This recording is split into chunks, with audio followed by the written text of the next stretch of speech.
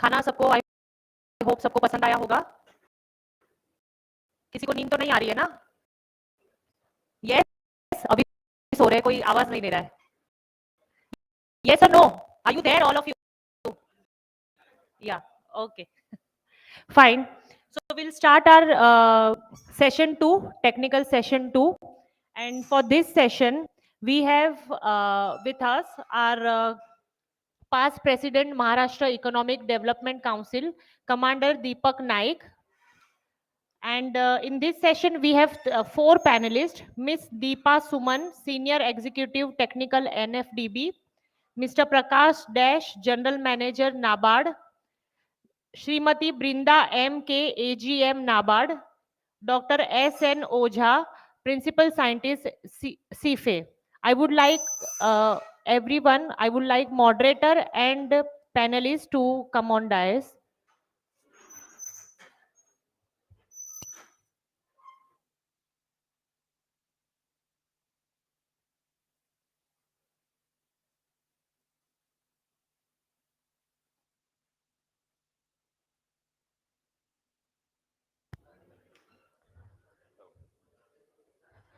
Mr. Prakash Dash, he is going to present.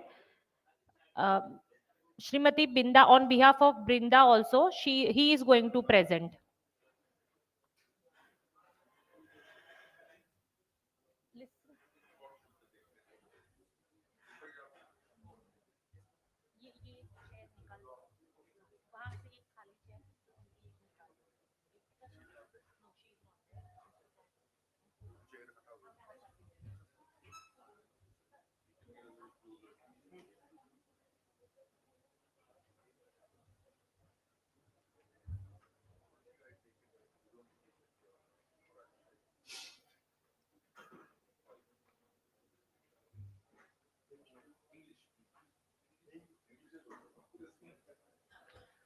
So I'm over to you, sir, Commander Deepak Naik.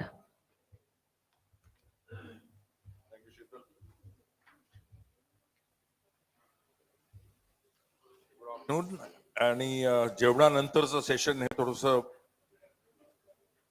जागर राहण्याला कठीण session असतं, पण subject पैशाचा असला की normally your attention is glued on. ही 3 मंडळी जिथं आहेत तर ते आपल्याशी पैशाविषयी बोलणार आहेत की आपल्याला जे काही आपली स्वप्न आहेत, एम्स आहेत, ऑब्जेक्टिव्ह आहेत, how do we get money to meet up with those aims and objective. आणि म्हणतात तसं की झोपणाऱ्याचं नशीब झोपतं, जागणाऱ्याचं नशीब जागतं. तसं या सेशन मध्ये जे जागे राहतील त्यांना पैशाचं नीट कळेल आणि जे झोपी जातील त्यांचं नशीब त्यांच्या बरोबर झोपी जाईल असं म्हणायला हरकत नाही. Nevertheless, lighter vein apart, I just want to give a quick small introduction की मगाशी आपल्याला अध्यक्ष महोदयांनी सांगितलं होतं की रामदासजींनी की 1.2 crores is a large amount of money आणि ते जर 6 लोकांना 3 लोकांना दिलं तर त्याच्या छोट्या बोटी होऊ शकतील. आणि त्यानंतर आपण एक सेशन बघितलं वेळ it was all about packaging. माझ्या पूर्वायुष्यात मी अनेक वर्ष नौसेनेत होतो आणि भारतीय तटरक्षक पदे DIG होतो वेस्ट कोस्टचा. तर या दोन्ही अपॉइंटमेंट मध्ये फिशरमेन मग ते भारताच्या पश्चिम किनाऱ्यावरचे जवळजवळ सगळ्याच राज्यातले फिशरमेन यांच्याशी खूप जवळचा संबंध आला. त्यांच्या डिफिकल्टीज तिथं बघितल्या. आणि एक सगळ्यात मोठा प्रॉब्लेम हा की पेरिशेबिलिटी ऑफ फिश, की समुद्रातून परत येईपर्यंत 6 दिवस 5 दिवस जे काही वेळ लागायचा त्या काळी, त्यात होणारं नुकसान जे आहे मालाचं, तर मग याची सांगड कशी घालायची. तर मला असं वाटतं की deep sea fishing while processing at sea or preserving at sea in a manner की ती जे आपण मासे पकडले जे काही मरीन लाईफ कॅप्चर्ड, तर ते कसं टिकवायचं आणि फ्रेश अवस्थेत कसं टिकवायचं. मगाशी आपण त्याही विषयावरती इथं प्रोसेसिंग बद्दल निर्णय जे काय मार्ग आहेत, व्हॉट एव्हर प्रोसेसेस, आपण we listen to it, we heard it. But what I want to hear from these 3 people, आणि I am sure it will be of interest to all of you, की या दोघांची सांगड कशी घालायची. आणि आपण जर इंटरनॅशनल लेवलला बघितलं, तैवानीज फिशरमॅन बघितले, तर व्हॉट वी सी, कोरियन्स बघितले, नॉर्वेजियन्स बघितले, तर what we see is factory ships की ज्याच्यावर तिथल्या तिथं प्रोसेसिंग होतं आणि फिनिश प्रॉडक्ट, तो डबा बंद असेल, पाकिट बंद असेल, तो फिनिश प्रॉडक्ट हार्बरमध्ये येतो. आता हे खूप मोठी गॅप आहे. ते ऑब्जेक्टिव्ह आणि आजची आपली जी काही केपेबिलिटी आहे, ही गॅप खूप मोठी आहे. पण ही गॅप बंद करण्याच्या दिशेने आपल्या देशाला पावलं टाकण्याची गरज आहे. आणि ही पावलं ही आपले जे फिशरमॅन बांधव आहेत, कोस्टल पॉप्युलेशन आहेत आणि coastal shall we say sea enabled people, those who have their sea legs, तेच करू शकतात, इतर लोक करू शकत नाहीत. ही पहिली गोष्ट. आणि दुसरं, जे इनलँड कोस्टल स्मॉल फिशरमॅन आहेत, त्यांचं ट्रेडिशनल नॉलेज याची सांगड ही modern technology and deep fisheries याच्याशी how to put that together is really speaking the challenge. आणि आपण ते जर करू शकलो, आणि तुमच्यात जसं विकास जी आहेत तसे तुमच्यातली जी काही तरुण पिढी आहे, who are innovative, who are daring, who are ready to learn and ready to take the leap, अशा लोकांनी नक्कीच पुढे जावं. आणि I would now hand over to the first speaker of the day about if you can throw some special light. आणि मी त्यांना आत्ताच I have just made a request की तुम्ही, आता त्यातल्या तिघांनाही मराठी येत नाही, so I have requested them to speak in English, अर्ध हिंदी उरलेलं English. Is that okay with you? Fine. Last but not the least, एक जुना विनोद आहे की म्हणजे हिंद महासागरामध्ये आणि कॉन्टिनेंटल शेल्फच्या पलीकडं अरेबियन सी आणि बे ऑफ बेंगॉलमध्ये बहुसंख्य मासे हे वयोवृद्ध झाल्यामुळे मरतात. आणि आपण मारतो म्हणून मरत नाहीत. ही परिस्थिती बदलण्याची गरज आहे. We need to make sure की the fish do not die of old age. Over to you ma'am.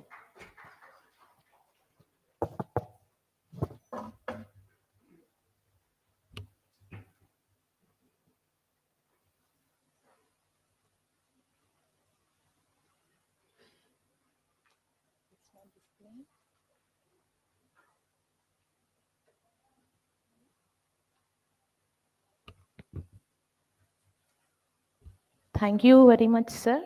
And I once again welcome you all to this post-lunch sessions. Definitely it is a challenging to take the post-lunch sessions, but we'll try to make it interesting one through our presentations. And this is Deepa before you standing from National Fisheries Development Board, Hyderabad. And this is a autonomous organization under Government of India, under administrative control of Department of Fisheries, Ministry of Fisheries, Animal Husbandry and Dairying. I was told to give a presentation on the activities and schemes that NFDB is taking up. So I am here with some of the schemes that NFDB is taking up throughout the India. Moving forward, if we see this government initiatives throughout in the fisheries sector, it is a blue revolution where it has been started with a financial outlay of 3,000 crores, where NFDB is an implementing agency under Government of India. It is a 5 years plan actually taken up for the development of fisheries sector. And from 2015-16 to 5 years it has been. And in between that, keeping in the importance of the infrastructure development programs, Government of India has launched another scheme called Fisheries and Aquaculture Infrastructure Development Fund, FIDF. The total budget outlay for this is approximately 7,500 crores. So again, NFDB was an implementing agency for this under Government of India. And for a period of 5 years, Blue Revolution plus FIDF schemes has been successfully taken up by NFDB. And with a special focus on fisheries sector and for its development, Government of India has thought how to have a separate and independent department where it has been formed in 2019, followed by a separate ministry also to have a special focus on this. So now we are with Department of Fisheries, Ministry of Fisheries actually separately. And this is a very big initiative under fisheries sector to concentrate and focus more on the fisheries sector. Moving on to the next best prioritized scheme of Pradhan Mantri Matsya Sampada Yojana, which has been launched in 2020. This is also a 5 year scheme plan that has been planned under Government of India, and where NFDB is again the implementing agency for this scheme. If we see this investments, there is a huge bounce of leap in this investments in fisheries sector. 20,000 crores has almost been financial outlay for this Pradhan Mantri Matsya Sampada Yojana, wherein central share, state share, and beneficiary share totally includes this 20,000 crores, includes all these shareholders. So central share, that is Government of India and National Fisheries Development Board, it includes almost 9,000 crores in this scheme. Coming to National Fisheries Development Board, it is, and I already told you that it is an autonomous organization, and it is established in 2006. From 2006, we had been implementing all the fisheries sector schemes under Government of India. We had a pre-Blue Revolution period time from 2006 to 2015, and from 2015 to 2020, we have a Blue Revolution period and FIDF period, and from 2020 to 2025, we'll be having a PMMSY period. This is the things that NFDB is taking up right now. And we have two regional centers at Bhubaneswar National Freshwater Fish Brood Bank, wherein a genetically improved brooder seeds will be provided to the networking hatcheries. More than 80 hatcheries has been networked with our brood bank there, where we have a genetically improved seed has been distributed to the hatchery owners. And another regional center, NERC. NERC is Northeastern Regional Center at Guwahati, which is the heart of the Northeastern region. This regional center will be assisting all the Northeastern states, financial support, technical guidance, and creating awareness. All these activities will be taken up at this center. So NFDB has its two regional centers, and this is about the NFDB. And actually, once the scheme is formed, it will have its own objectives and aims. Then PMMSY also has its objectives for enhancing the fish production, productivity through diversification, expansion. And another area where PMMSY concentrated was the value chain, post-harvest infrastructure development, and doubling of farmers' income, employment generation, and social and physical security of these fish and fish farmers. These are the areas that it has been concentrated under PMMSY.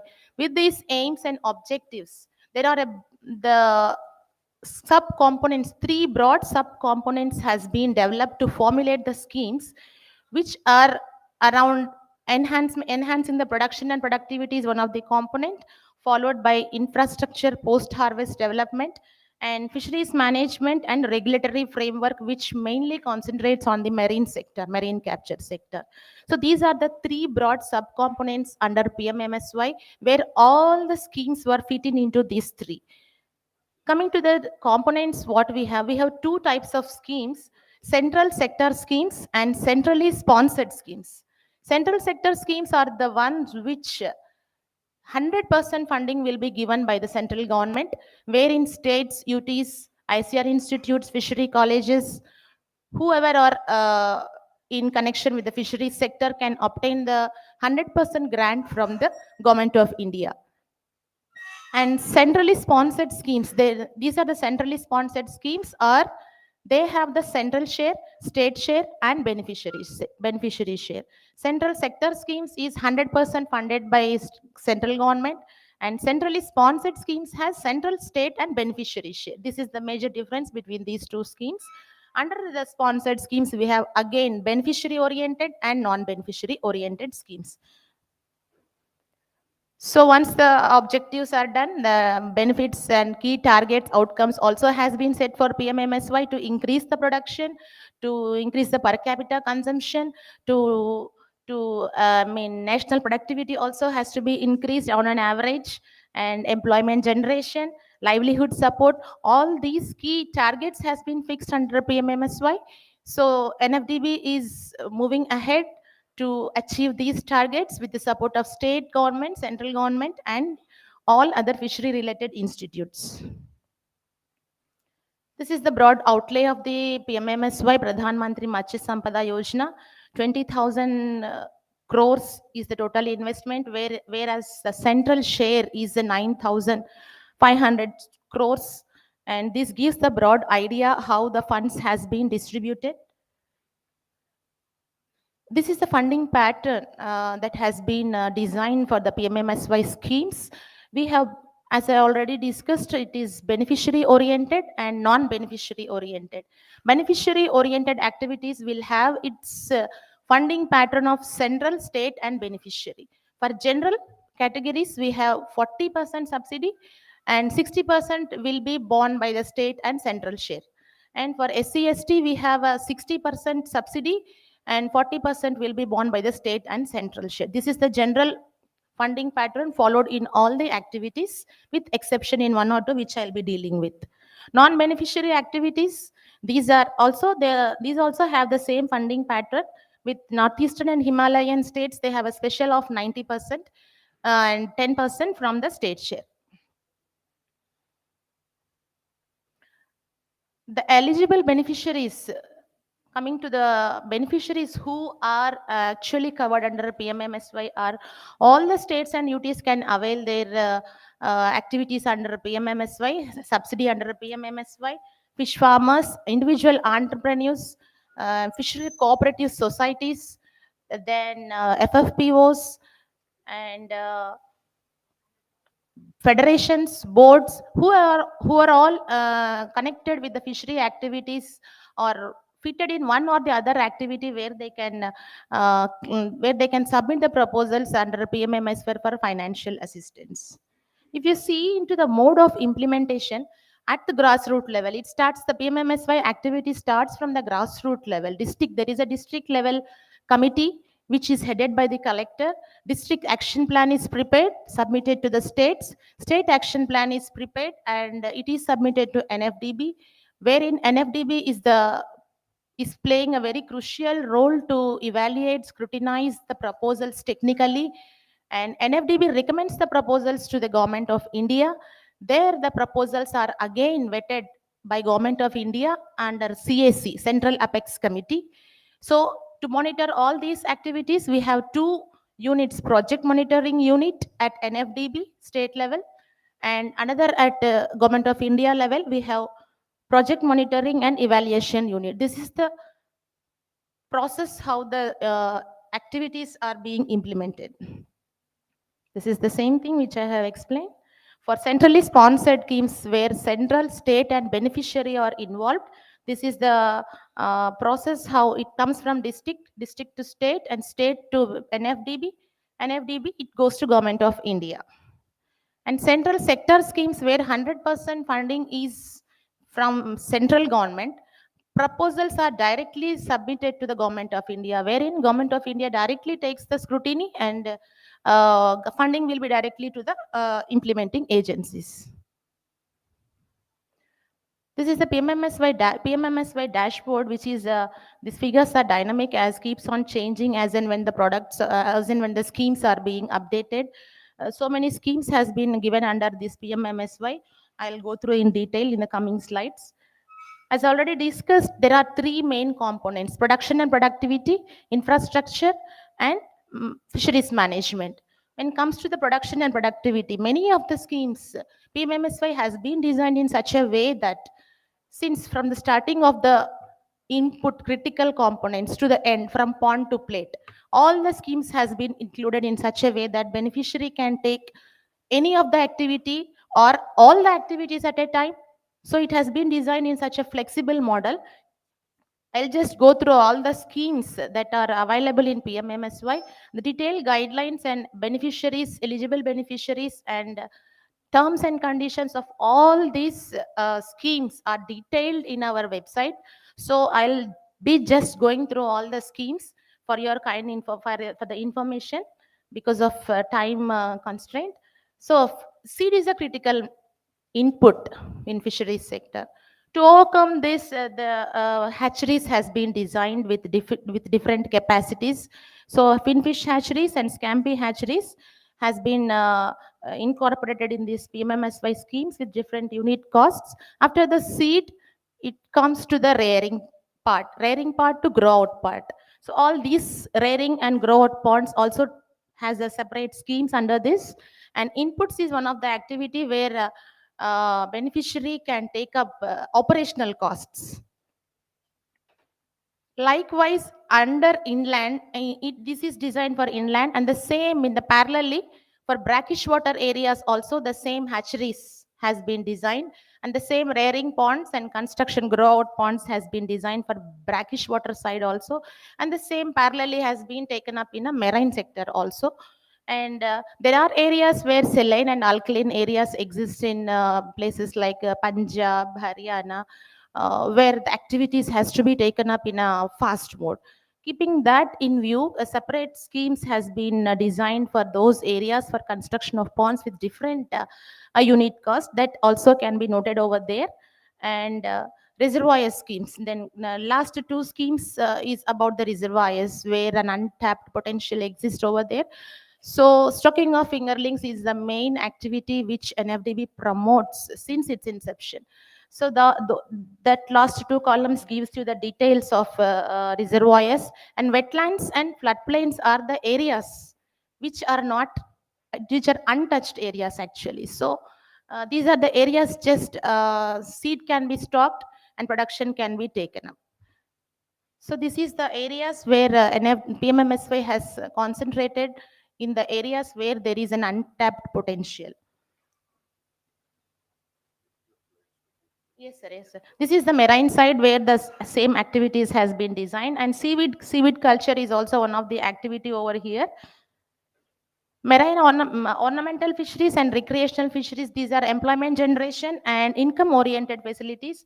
Starting from backyard, a basic model, it starts from basic model and goes on with the integrated one. So there are different models where an entrepreneur or an individual farmer can take up depending on their requirement. And technology adoption and infusion, these are the areas where arrays, biofloc and innovation technologies, whatever it is coming.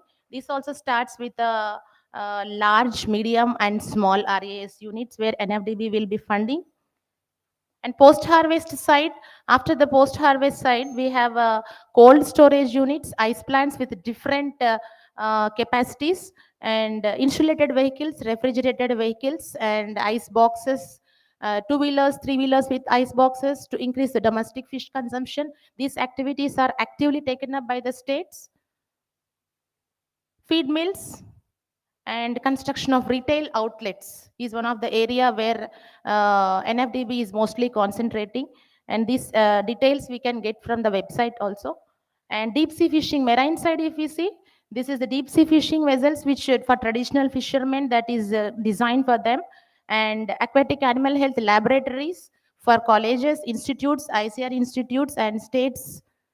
And this is the marine fisheries side where traditional and motorized vehicles are fitted with the communication devices, PFZ devices, and safety kits for fishermen. All these things are detailedly explained in our schemes, and I'm just giving a rough outlay of the schemes.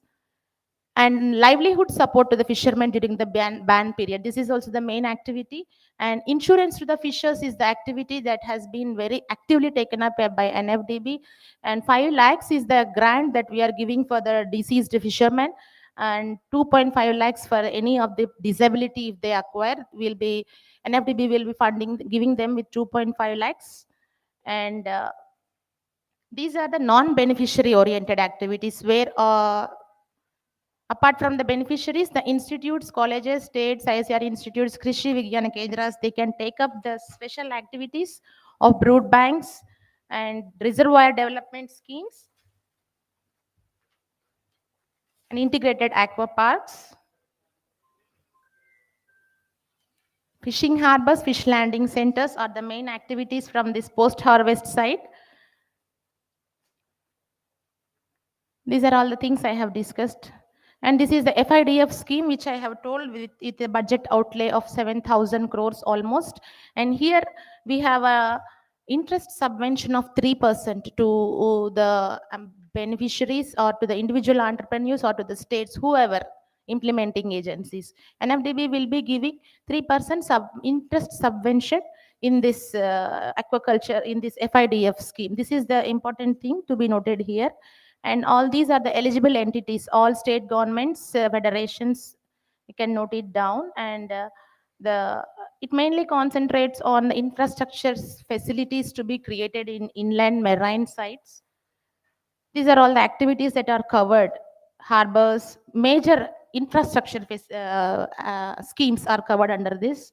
Under this FIDF, beneficiary can directly apply to the NFDB through portal. We have a portal, FIDF portal, wherein application can be directly submitted to NFDB, vetted by NFDB, and the interest subvention will be released to the nodal loaning agencies like NABARD, NCDC, and all other nationalized scheduled banks. This is the dashboard we have. Directly, an individual can directly apply through FIDF, and he can monitor the status of his application through this dashboard. And we have an MOU. NFDB has an MOU with State Bank of India and PNB recently, where to promote the fisheries activities under FIDF. Entrepreneurship model is one of the main activity that NFDB is taking up, wherein the aspirant entrepreneurs can directly approach NFDB for funding. This is the total maximum total project cost of up to 5 crores can be taken up in this, and a general entrepreneur can get a subsidy of 1.25 crores, and a ST/SC woman can get a subsidy of 1.5 crores under this activity. He or she should have a land, and all the details of this also has been uploaded in our website. The major activities that can an entrepreneur can intervene in taking up this, he can think of innovation projects, technology infusion projects, some prioritized projects where intervention is required. And not only a single project, an entrepreneur in PMMSY schemes, a beneficiary can apply only for a single project, but in entrepreneurship, fish farmer or beneficiary can apply to multiple activities in a holistic model. So these are some of the combined different components where NFDB will be funding. This is the 1.25 crores I have discussed with for general, and 1.3 for 1.3 crores of subsidy for SC, ST and women. And this is the combined models which NFDB has created. If you are approaching for a integrated shrimp culture, all these activities can be included and submitted to NFDB. Instead of alone submitting for shrimp culture alone, all these activities means from establishing of hatchery to marketing, all the activities can be covered. So these are the models which we have developed, and I'll be sharing these models. So I'm just going through. This is arrays biofloc, integrated biofloc model. Fisheries extension center, an entrepreneur can go for a fisheries extension center where it is a one-stop solution for the farmers, where Matsya Seva Kendras can be established, lab can be established in that, where he can give technical inputs or technical suggestions to the farmers. It is a integrated center, extension center. This is a fishing model with model village, fishing model villages. This is the documents to be submitted. Apart from this, NFDB has also taken up a river ranching program last 2 years, wherein few rivers tributaries has been selected, the brooders from that has been selected, and the same seed has been ranched into the rivers to replenish the depleting stock in the rivers. Capacity training, outreach activities, these are the major activities that are taken up by NFDB. Different implementing agencies collaborate with NFDB for many of the trainings activities, and 1 day, 2 day, depends upon the topic, events, workshops, fish festivals. So many programs NFDB will be funding to give the awareness to the beneficiaries.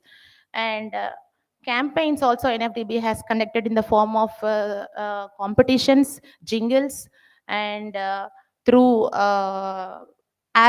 digital apps also we have been publishing the information. These are the web-based platforms developed by NFDB for FMPIS, Fish Market Price Information System, wherein market rates of different fishes will be collected by the enumerators and it will be displayed.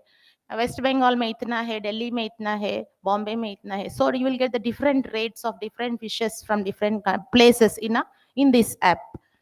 And group accidental insurance scheme is one of the major thing that is taken up by NFDB, FIDF website. These three are NFDB developed web-based portals.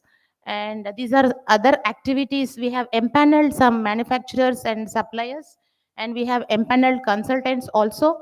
Internship programs also NFDB is taking up. And we have an aquatic animal health laboratory with an advanced equipment where trainings will go on for fishery officials, students, and whoever desired. There is a calendar over the website. Kindly go through the calendar, and the same facilities can be availed from the NFDB lab. These are some of the IEC material that we have created. And NFDB has collected some success stories also through all over India. And the success stories of these 100 success stories has been displayed at our website for information. And hope this information will give you more, it will be an eye opener what is happening in India. So kindly go through our website and follow us on these social media for further updates. Thank you for the time, sir. Thank you.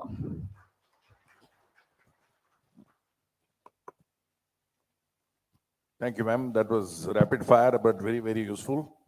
That plenty of schemes are available, provided you use them. And one thing that comes out very clear is aquaculture मध्ये आपल्याला असा scope आहे की जेव्हा आपल्याला समुद्रावर जाता येणार नाही तेव्हा जे काय म्हणूया इनलँड राहण्याचे महिने आहेत तेव्हा आपल्याला आपल्याच समुद्रालगतच्या जागेमध्ये जर काही aquaculture प्रोजेक्ट्स करता आली तर त्याला पुरेसं अर्थसहाय्य आणि टेक्निकल सहाय्य हे दोन्हीही त्यांच्याकडनं उपलब्ध आहे.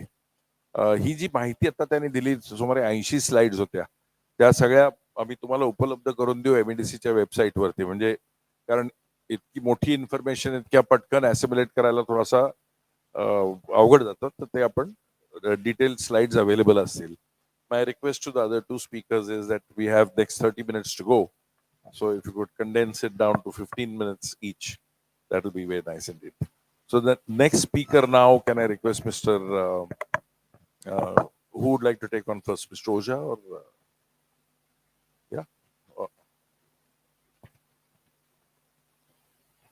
Can, because of want of time, can you collect the question in the end, unless there is one or two only?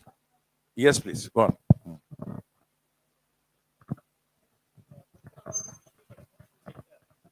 I just wanted to understand the now see fishers as requested here that either you speak in Hindi or a Marathi or now I just wanted to understand across the India the fishermen are either semi-literate or illiterate. How many people come to the website directly? So I think I don't know whether you have that kind of a data with you, and how many direct fishers. So this is to benefit to the fisher folk community across the coastal states. So how many people directly come to website?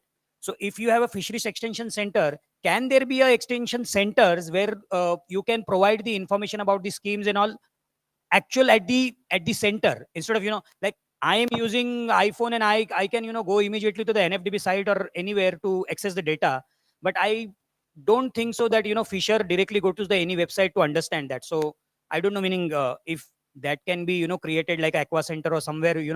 And another question to next to it, sir has mentioned that we at Bombay, Mumbai, we don't have land on our name, so we don't get that opportunity to do the aquaculture, and that is the first, I think, criteria is there in your slide. So how to go about it? Thank you. Regarding that extension centers, what we have discussed, sir, we have another scheme called Sagar Mitras also, where state can engage the fishery graduates or some bachelor students who can give an extension services to the district level, at district level. So Sagar Mitra is a scheme where NFDB provides a salary to the Sagar Mitras, where states has to engage the Sagar Mitras. And if state is not applying, then can any No. organization can do States. that? Only state can do that. State has to. If state is not doing, then there is no opportunity to No. NGOs or No, trust. no. They can't do that. To reach out to the farmers at district level, this Sagar Mitra program has been developed, and hope that if it is taken up well, it will serve the purpose. Can I ask one question? Please go on. Madam, you have given the various options of financing the aquaculture projects. The present situation which I have seen in the Maharashtra coastal area, there are so many aquaculture farms which was developed in over last 20 years, and almost about 80 to 90% of the farms are closed. Government's money is also locked, and the entrepreneurs' money is also locked therein. Have you have any scheme or process where these aquaculture farms can be revitalized and restarted? Yes, sir, that was a good observation from the schemes. Actually, that renovation schemes were there in Blue Revolution time, and it was not taken up in PMMSY. And there is a request from all the states to have to be included in the include करने के लिए request आ रहे. I think that can be taken up, included in the coming 2-3 years. 2025 तक हमारा ये scheme है ना. So we received so many requests to include this scheme also, renovation schemes. Is there any time-bound program? Because already 20 years must have passed that those aquaculture farms are closed, and government money, his own money, and unoccupied or unutilized land. So much things have lost. So, sir, this renovation scheme has to be taken back again, like Blue Revolution. I think hope it may be taken up, but in PMMSY it has not been taken up. Right, I think we'll move on with the next speaker because we're running out of time for the last session of the way. So can I now request Mr. Dash, in fact, Gupta.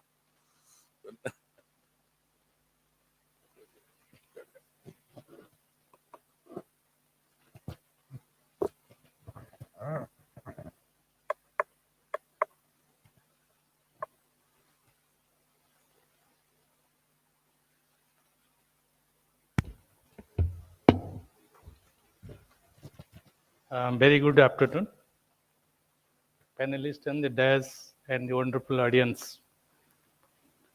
I am Prakash C. Das, General Manager in working in NABARD Head Office, Mumbai. I am working in the Strategic Planning and Product Innovation Department. In fact, I am a banker since last 2.5 decades, but I am a fisheries professional. I passed out from the first Fisheries College of India, that's Mangalore Fisheries College. I worked as a scientist in ICR. I worked in the Odisha State Fisheries Department, so fisheries is there in the heart of my.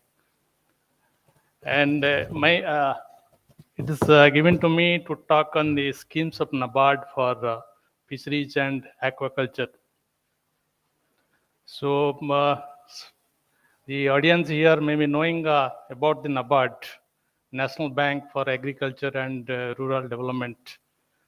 It was carved out of the Reserve Bank of India in 1982. So we are a 4 decades old organization, and we are a very lean and smart organizations. We have a presence throughout the country, in all states, in all districts of the country. And we are working for agriculture and rural development. And it is the largest development financial institution of the country. We have DFIs like NABARD, the largest.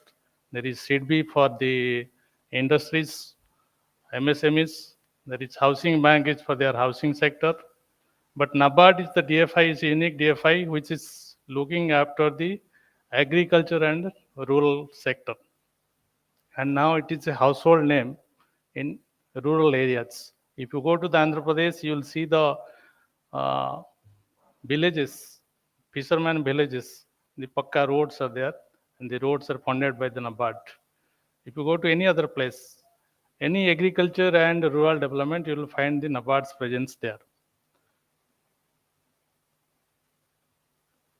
So NABARD is working with the mission statement to promote sustainable and equitable agriculture and rural development through participative financial and non-financial interventions, innovations, technology, and institutional development for securing prosperity.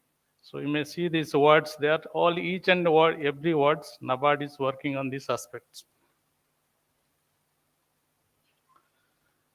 Before going and setting the tone for this my topic, I'd just like to highlight the the fisheries and aquaculture, where it stands now. We say we are the third largest producer in the world. But compared to other countries, like the first producer is China. China's production is almost 5 times what we are producing now. And this situation stands whether we are in the second position or the third position since last 1 decade. Of course, again, we are the second largest aquaculture producer. We are a vast country. Our country is very vast, and we are the fourth largest export of fish and fisheries products. And we are aiming to increase our fisheries exports to almost 1 lakh crores. Presently, it is something around 60,000 crores. And fisheries sector provides all over the world, and in India also, it provides food and nutrition security to millions of the people and livelihood to the people. So, and it's a sunrise sector because in a country like us, it's varied. Potential is huge. My speakers before that spoken about the potential and where it's there. And the investment for everything fisheries we have to do, we require money. Technology is there, but if there is no money, nothing can happen. So money can happen through broadly two ways, either through public finance or the private finance. And government is making a lot of initiatives, like my previous speaker has spoken, the Pradhan Mantri Matsya Sampad Yojana, and this year's budget also, there is a separate sub-scheme that's been kept 6,000 crores under Pradhan Mantri Matsya Sampad Yojana. Government of India is giving more stress on the fisheries sector and allied sector, other allied sectors. Even many state governments are also, like if you see the Andhra Pradesh, which is contributes almost 1/3 of GDP of fisheries, 1/3 of production. There also many schemes are coming up, and even in the far off places, like if you go to Punjab, Haryana, the shrimp culture is also taking place there. In far off places, Rajasthan, Uttar Pradesh, they have also taken up prawn culture. So for all these things, investment is required.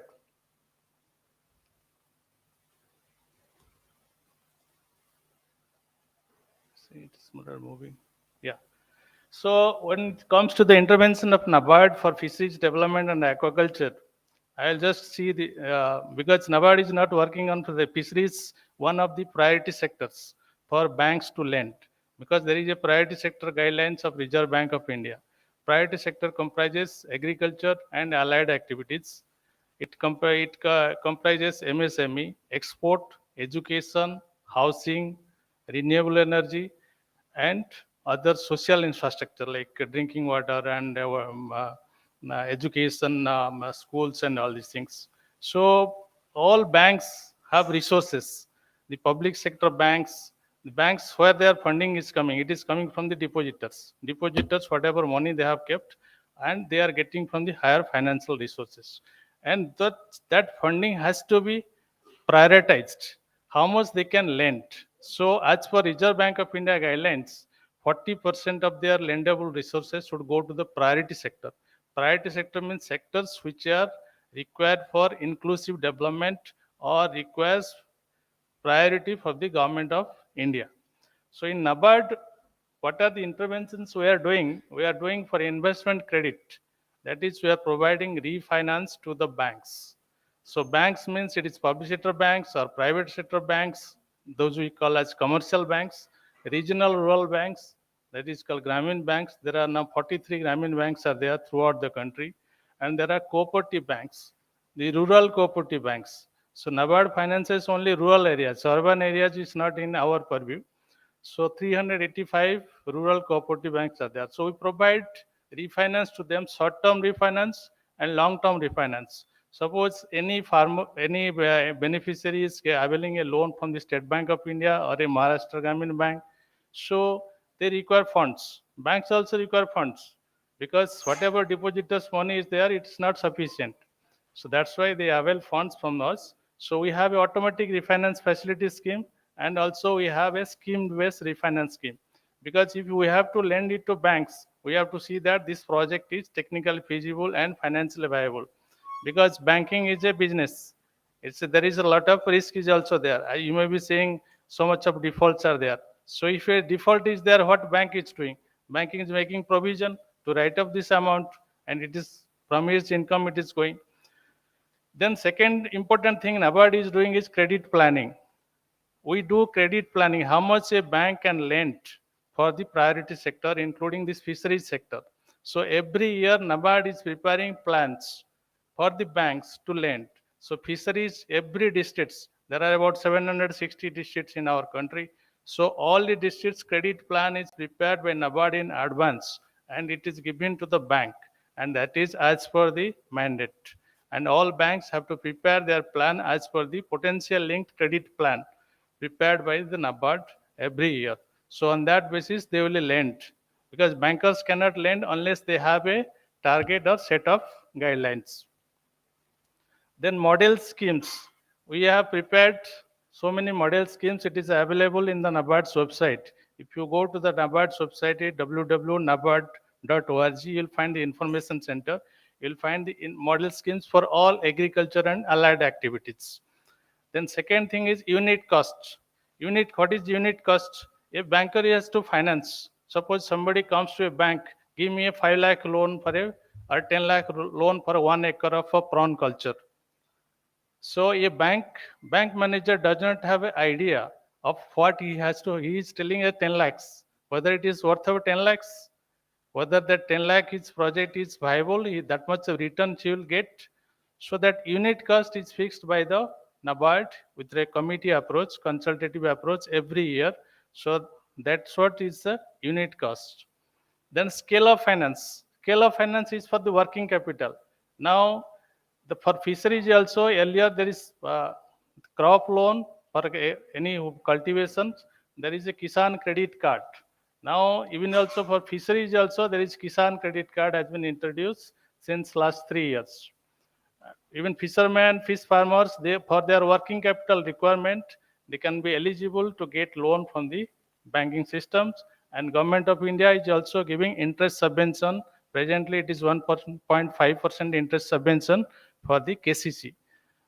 As of now, KCC under KCC fisheries, total all India, because NABARD is also providing and regulating credit. How much credit is going to the which sector for agriculture and allied activities, that is also being looked after by NABARD and it's reported to Government of India. So in KCC for fisheries, NABARD, whatever this we have collected, almost 1,000 crores we have given for the KCC under fisheries. Then there is FPOs, farmer producer organizations, farmers clubs, and climate change. There also NABARD is working. NABARD has promoted 130 fish farmers producer organizations throughout the country. So that is also for collectivizations, for marketing, for input purchase. So there also NABARD is also working. This is a developmental role. So NABARD has a multifarious roles of developmental, credit, and also regulatory, supervisory. So we are also supervisors for the regional rural banks and the cooperative banks.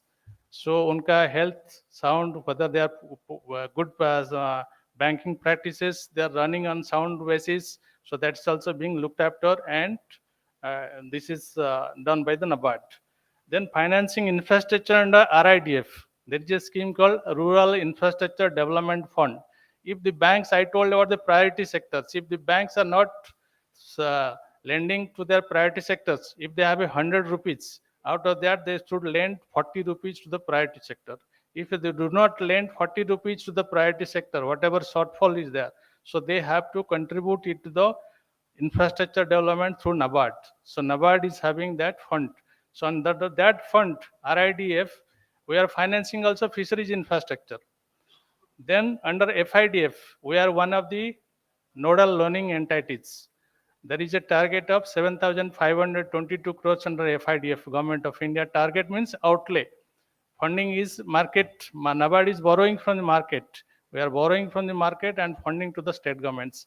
And we are the only maximum 98% of loans we have given to the state governments. So commercial banks only 20 crores. So far this scheme is going to end. This is the last year, but we have given the maximum. We are giving the target of 2,600 crores. I will be coming to that in next slide. And then research and development fund.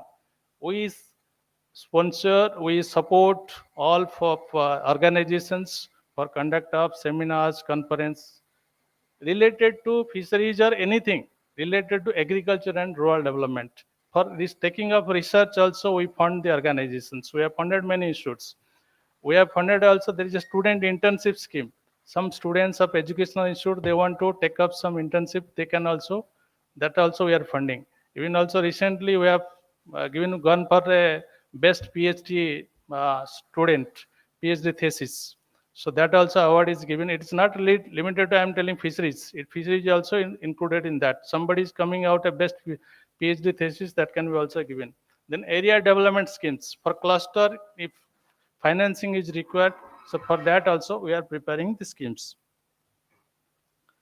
I was telling about the potential linked credit plan. We prepare for the banks to have their annual credit plan. So if you can see, I have just listed it from 2015-16 to 2023-24. For next year also, we have prepared the plan. Banks have to lend this much of amount, 38,796 crores, except Manipur, for the fisheries sector.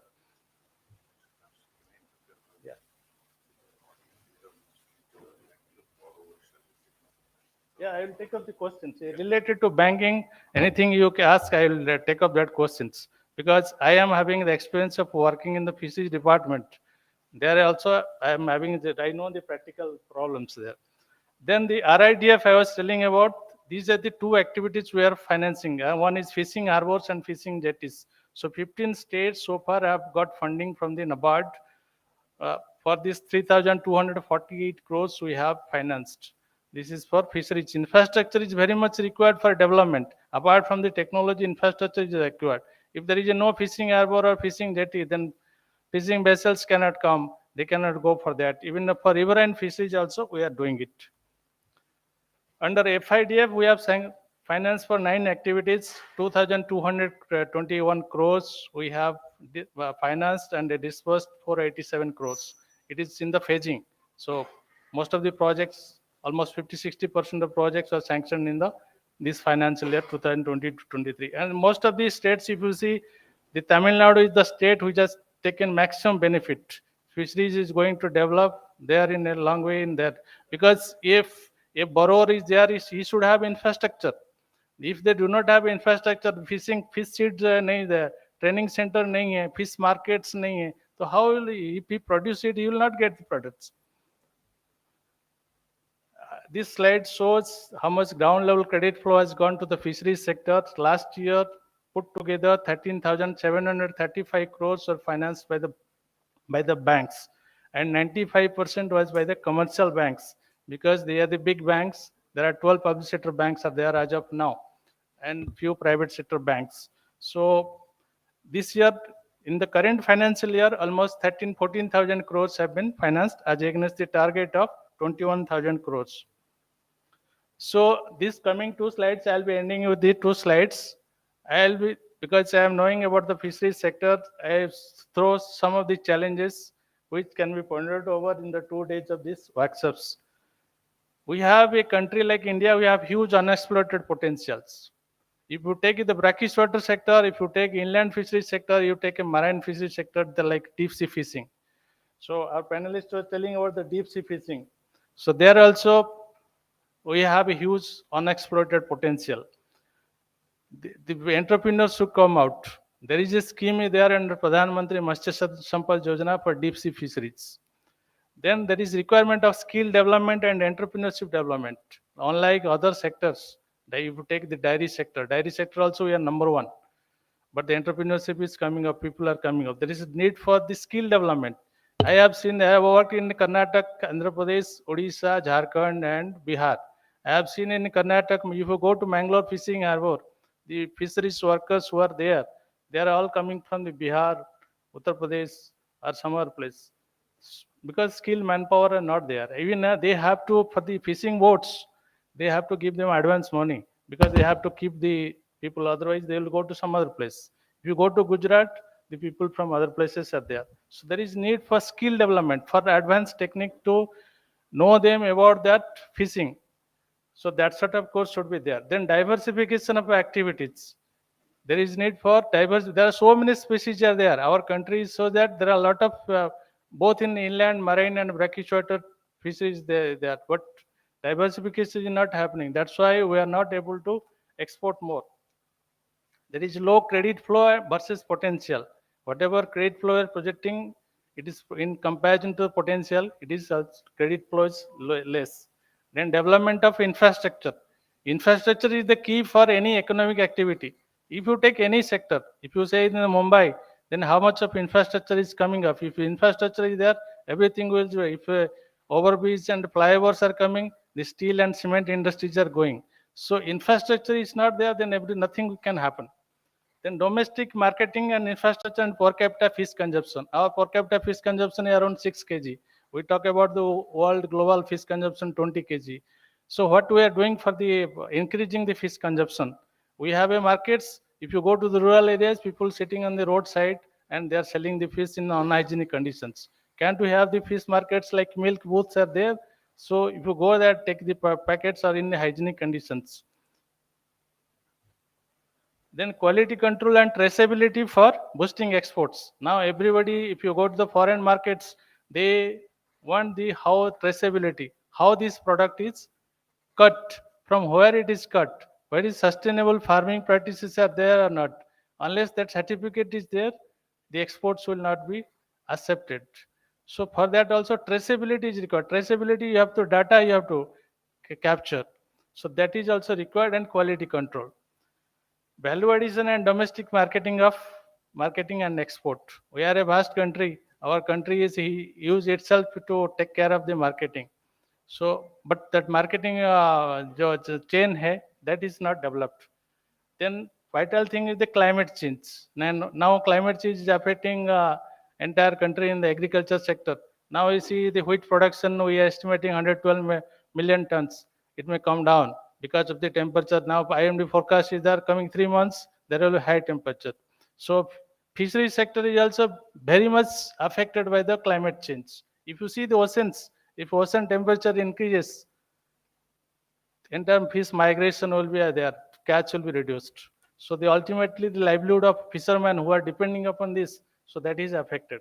So climate change and the exploitation, degradation of ecosystem like pollution and biodiversity loss. This is also a challenge to be think of. Then coming to the bank, there are issues of the collaterals for the fishermen also. They cannot provide any collateral to the thing. That is also thing, because last week there was a webinar by the government of India. So I was a speaker there. So I was telling this issue is highlighted. Then fisheries value chain development and financing. Now, if we have to think about the financing fishery sector, we have to think of the entire value chain, right from the production to the post-harvest and marketing. Then focus group of financing. If you have to group for financing of fisheries sector, we have to finance through self-help groups, JLGs. There are some models are there where NABARD has intervened. NABARD has also given assistance for that, like in Karnataka. I have seen in the Malpe Fishing Harbor, the JLG group financing. Then FPOs. So there also NABARD is working for financing. Also, we have a subsidiary called NAB Kisan.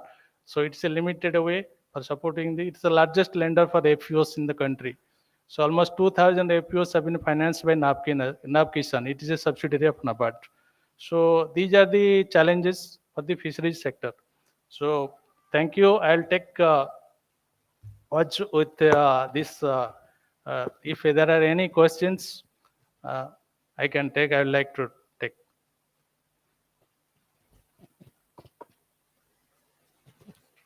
Thank you, Mr. Das, and let's give a big hand for. Yeah, there is one question at the back.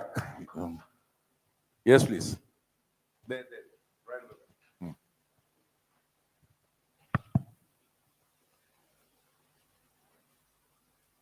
back. You can ask from there itself. My question is regarding loan. Actually, Please introduce your name. Your my name is Suraj Boite, and I am from Usmanabad. As I am from a rural area, my question is regarding loan. As I wanted to construct a biofloc pond and some similar project, I approached my Bank of Maharashtra nearest bank, but problem was that the manager didn't understand anything actually what I wanted to construct. In such case क्या हमें नाबार्ड से कुछ financial aid या फिर ऐसा मतलब help मिल सकती है क्या? you are from Osmanabad. Yes. So I'll suggest that Osmanabad also we have a office. Our DDM is there. So you meet him because we love to see this type of people because where the banks are also not cooperating. Also, he is the officer there. He is attending all meetings. He is the license officer there for the NABARD. He is the development officer for the NABARD. So I'll suggest that you meet our Osmanabad NABARD. You can there is a lead district manager also. Any other or else if you want to find out his name, you just key in our website. You will find the DDM's names, contact, mobile number. So please meet him and tell your problems. Definitely he will find out some solutions for you. But if your project is you are not a defaulter. That's it. See, any bank, as I told you, a bank is also like any other business. If I am a defaulter, I have defaulted to X bank and I approach Bank of Maharashtra. So now the entire with the data transparency, everything is there in the website. I can find out your credit history in just a click of seconds. I can find out. So if you are a good genuine borrower, and our officer will definitely help you. So please, because I don't have the name of the DDM right now, you can find out our website and get in touch with it. Thank you. Thank you, Mr. Das. Now, before I move on to the last speaker, because we're really running out of time, I'm a little intrigued by your slide number 7. Because while on the one hand we are saying 40, just can you help him out with that? While 40% priority lending has to be there, on the other hand, I see that only 3 states in this entire country seems to be utilizing that.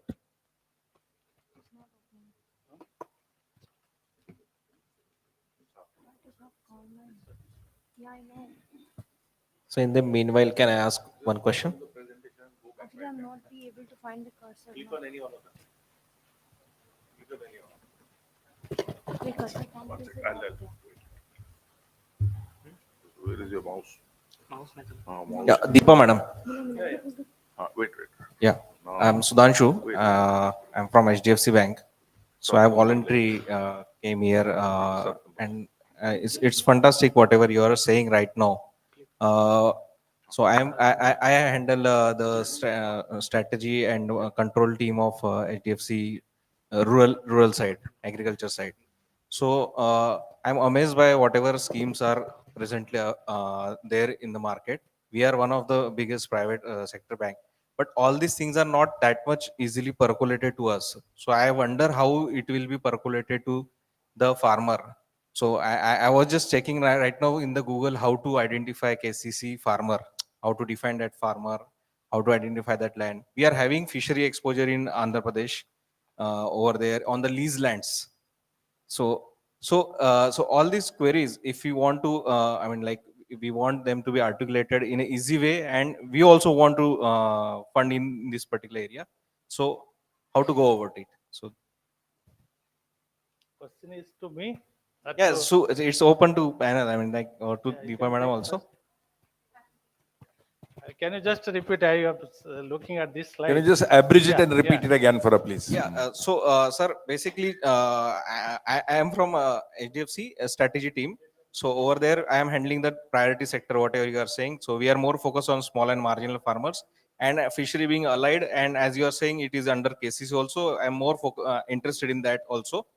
So, sir, ये information जैसे so that was a right example. That's why I took the mic. कि bankers in the field are not knowing because it's not marketed that easily. So Correct, KCC correct. normal crop I got loan. your point. See, Yeah.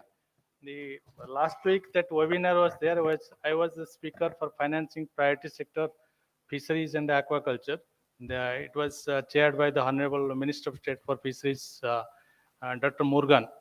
So this was also one of my action points to create, sensitize the bankers about the different schemes of fisheries at district and state level.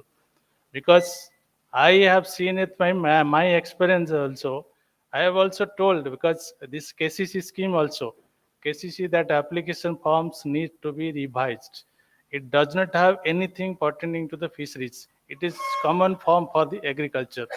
See, a banker to finance, he should know whether his pond is he's having one pond or he is having one leased pond. If it is a lease pond, how many years he is having a lease? If it is a 2 years lease period, he takes a loan from the bank and vanishes. What is there? Then it it has to take up fish farming, then whether the infrastructure, like where from he will be getting the fish seed? It is not like paddy or wheat. The seeds are available in the plentifully. The government is supplying, and farmer is himself saving the seed for the next crop. So fish seed where it is available, whether he has got some training on the fisheries, all these inputs should be captured in the KCC application form. This I have suggested, and I have suggested that this state-wise in the potential districts, not all throughout the districts. I have shown the potential districts and states, the district level workshops, seminars should be conducted for sensitizing bankers. So that also is suggested. So that will give Government of India asset because they have come out with a 6,000 crore sub scheme where institutional finance and formalization of fisheries sector is required, particularly going for more of micro enterprises for the fisheries sector. So hopefully if government implements that, so that will take care of. Right, thank you very much. I think we'll curtail any more questions because of Yeah. want of time. Coming Except to that your this, slide, I'll just yeah. tell, sir, this is funding from the NABARD under FIDF, Fisheries and Aquaculture Infrastructure Development Fund. Under that fund, NABARD is giving a target of 2,600 crores. And for that, we are giving at a subsidized rate of interest. Only the Tamil Nadu, Andhra Pradesh, Goa, West Bengal, these states have signed memorandum of agreement with NABARD and they are proactive. Maharashtra government has signed the agreement. Maharashtra government has not come forward to develop infrastructure. Otherwise, we my are ready to objective do. was to draw everybody's attention to this. की महाराष्ट्रामध्ये आपण जरा मागासलेले होते या बाबतीमध्ये. जी बोला साहेब.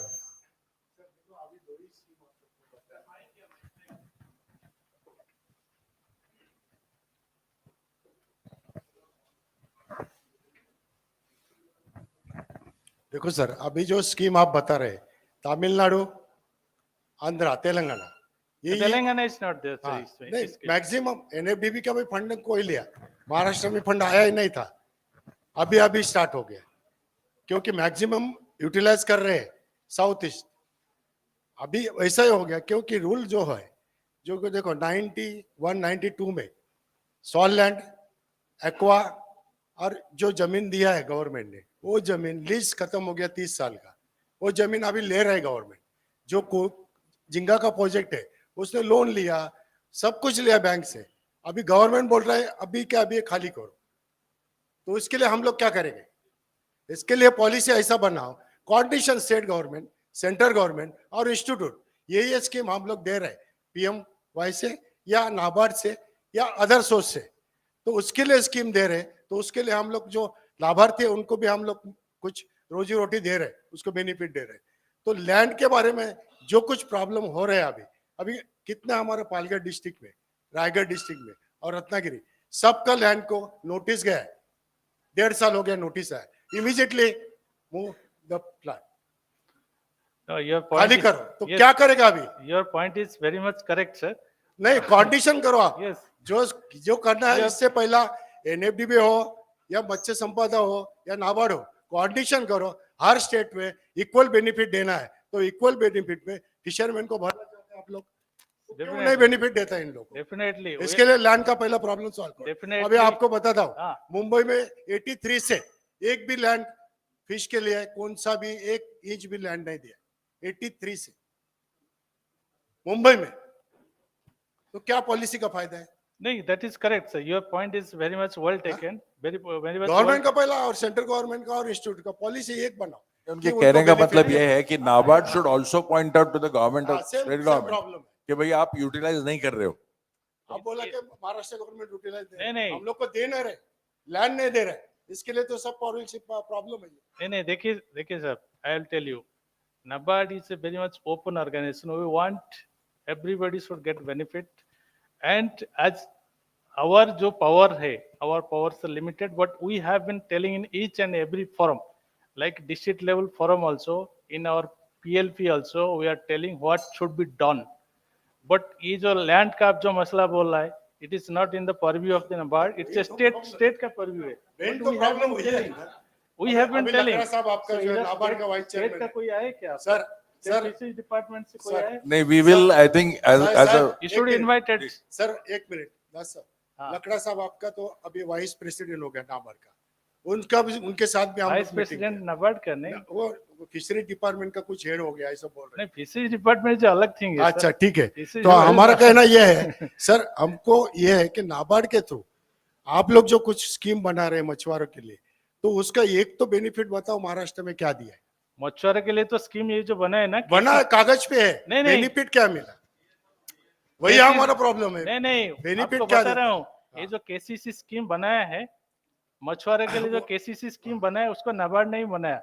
उसको KCC में इंक्लूड करने के लिए नाबार्ड ने बताया. सर अभी तो बता दो गवर्नमेंट ऑफ आपको, इंडिया include केसीसी का हम लोग कम से कम हाँ. मुंबई में bank of India, Mumbai district bank, Mumbai district के बैंक पहला ही बोला कि हम लोग कुछ नहीं कर सकते. बैंक ऑफ इंडिया को लिया, बैंक ऑफ बड़ौदा को लिया.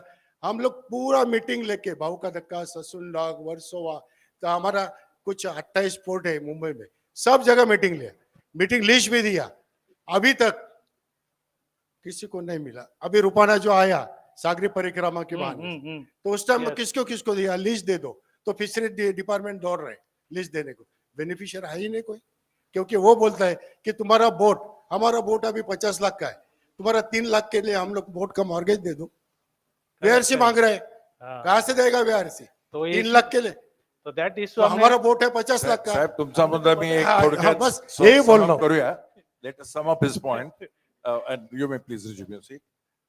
याच्यात सगळ्यात महत्वाचा मुद्दा आता काय बाहेर आला की between the promise and performance there is a very large gap.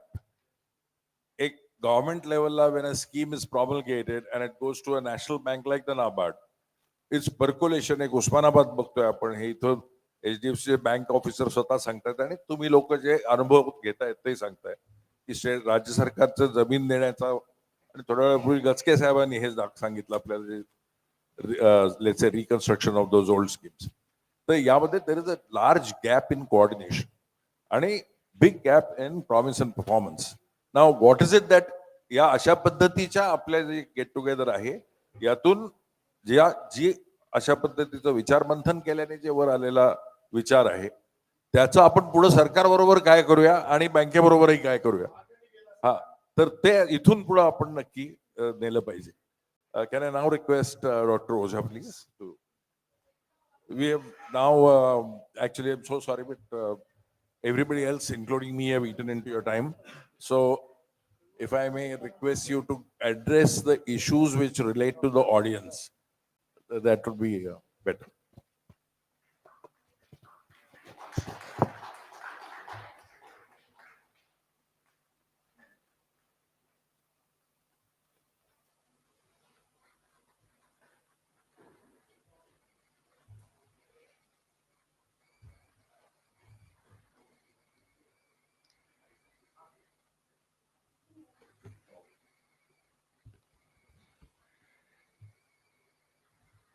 सम्माननीय सभापति महोदय,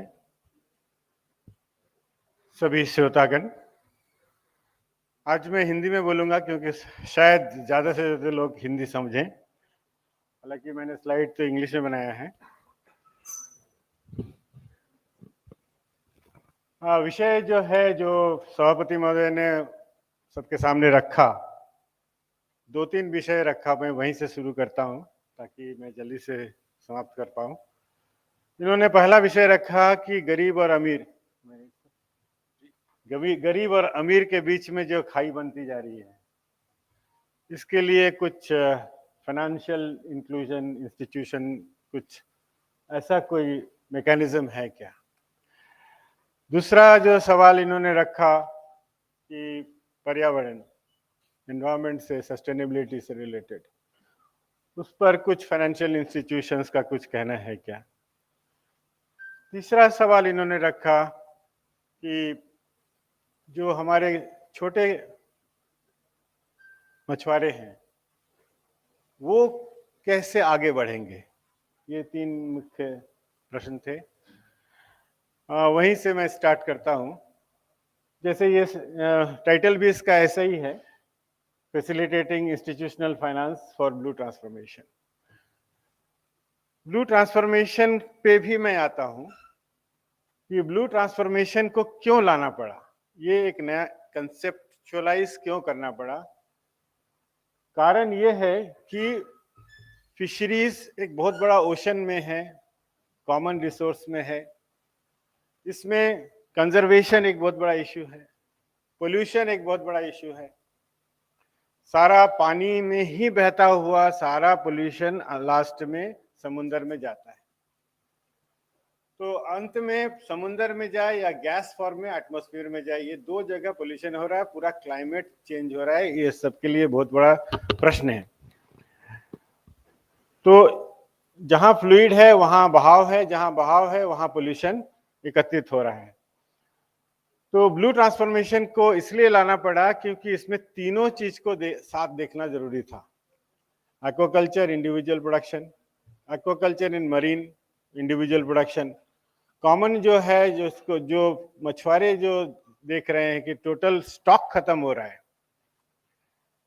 पोल्यूशन से भी स्टॉक खत्म हो रहा है, ओवरफिशिंग से भी स्टॉक खत्म हो रहा है। ये दोनों तरह से जो स्टॉक खत्म हो रहा है उनका लाइफ क्या होगा, ये सवाल बहुत कम क्षेत्रों में है, केवल कॉमन रिसोर्स में है। तो इस सिचुएशन में जब फाइनेंशियल इंस्टीट्यूशंस जाते हैं तो क्या सिचुएशन होता है। वो पैसे लेके जाते हैं, जैसे नाबार्ड है या गवर्नमेंट ऑफ इंडिया है, एनएफडीबी है, वो पैसा लेके जाते हैं और जिसको देते हैं, बहुत लोगों के दिमाग में ये सवाल होता है किस लिए दे रहे हैं हमको। या अभी एक यूथ ने बोला कि हम उनको समझाना चाहते हैं, ना वो हमें समझ पाते हैं ना हम उनको समझा पाते हैं। ये एक विडंबना है, ना वो मेरी भाषा समझते हैं ना मैं उनका भाषा समझता हूँ। वो बैंकिंग लैंग्वेज में बात करते हैं, मैं फिशरीज लैंग्वेज में बात करता हूँ। तो दोनों में इतनी दूरी है। तो जैसे बैंकर अगर कोई पैसा दे रहा है या गवर्नमेंट ऑफ इंडिया पैसा दे रहा है, लेने वाला कह रहा है व्हाट फॉर, क्यों, ना हम उनको समझ पा रहे हैं ना हम उसको समझ पा रहे हैं। तो ये जो एक गैप है, स्पेशली जो स्मॉल फार्मर्स में है, ये एक बहुत इंपॉर्टेंट मुद्दा है और हम दोनों नहीं समझ पाते हैं। अगर हमारा समाज आगे नहीं बढ़ा, अल्टीमेटली हम लोग एक ही नाव में हैं। अगर हम सोचे चलो गरीब मर रहा है, मरने दो, उस साइड छेद है, नाव के उस साइड छेद है, अगर वो मर रहा है तो मरने दो, लास्ट में पूरा नाव ही अंदर जाने वाला है। तो ये बात भी हम सबको समझना जरूरी है। जब तक हम लोग सब मिलके एक साथ नहीं काम करेंगे, जैसे अभी हमारे साथ एक पॉलिसी के भी अगर कोई होता तो बहुत सारे सवाल का जवाब दे सकते थे या बहुत सारे सवाल का जवाब लेके जा सकते थे मंत्री जी के पास, कि जो पॉलिसी से रिलेटेड है वहाँ उस एंगल से कोई भी नहीं है। तो पॉलिसी से अगर कोई और एक और होता तो हमारा ये मंच और अच्छा हो जाता। तो बेसिक चैलेंजेस जो फिशरीज में है, जो और सेक्टर में कम है, वो है कि फाइनेंशियल लिटरेसी।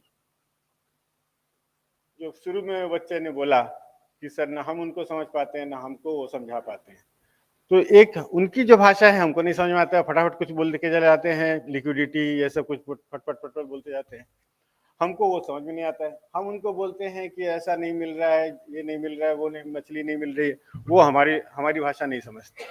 तो फाइनेंशियल लिटरेसी हम लोग को चाहिए, और उनको चाहिए फिशरीज का ब्लू ट्रांसफॉर्मेशन का जो प्लान बना है उसको समझना उनको चाहिए, जो फाइनेंस देते हैं। दूसरा है पॉलिसी इंटरवेंशंस जो फिशरीज में कॉमन रिसोर्सेस में है, उसमें वेरिएशन जो आ रहा है क्यों आ रहा है वो समझना भी जरूरी है। एक तो ये एक सीजनल चीज है, चाहे एग्रीकल्चर की तरह सीजनलिटी है, तो एक सीजनल फ्लक्चुएशन इसमें है, हर मौसम में फ्लक्चुएशन होता है।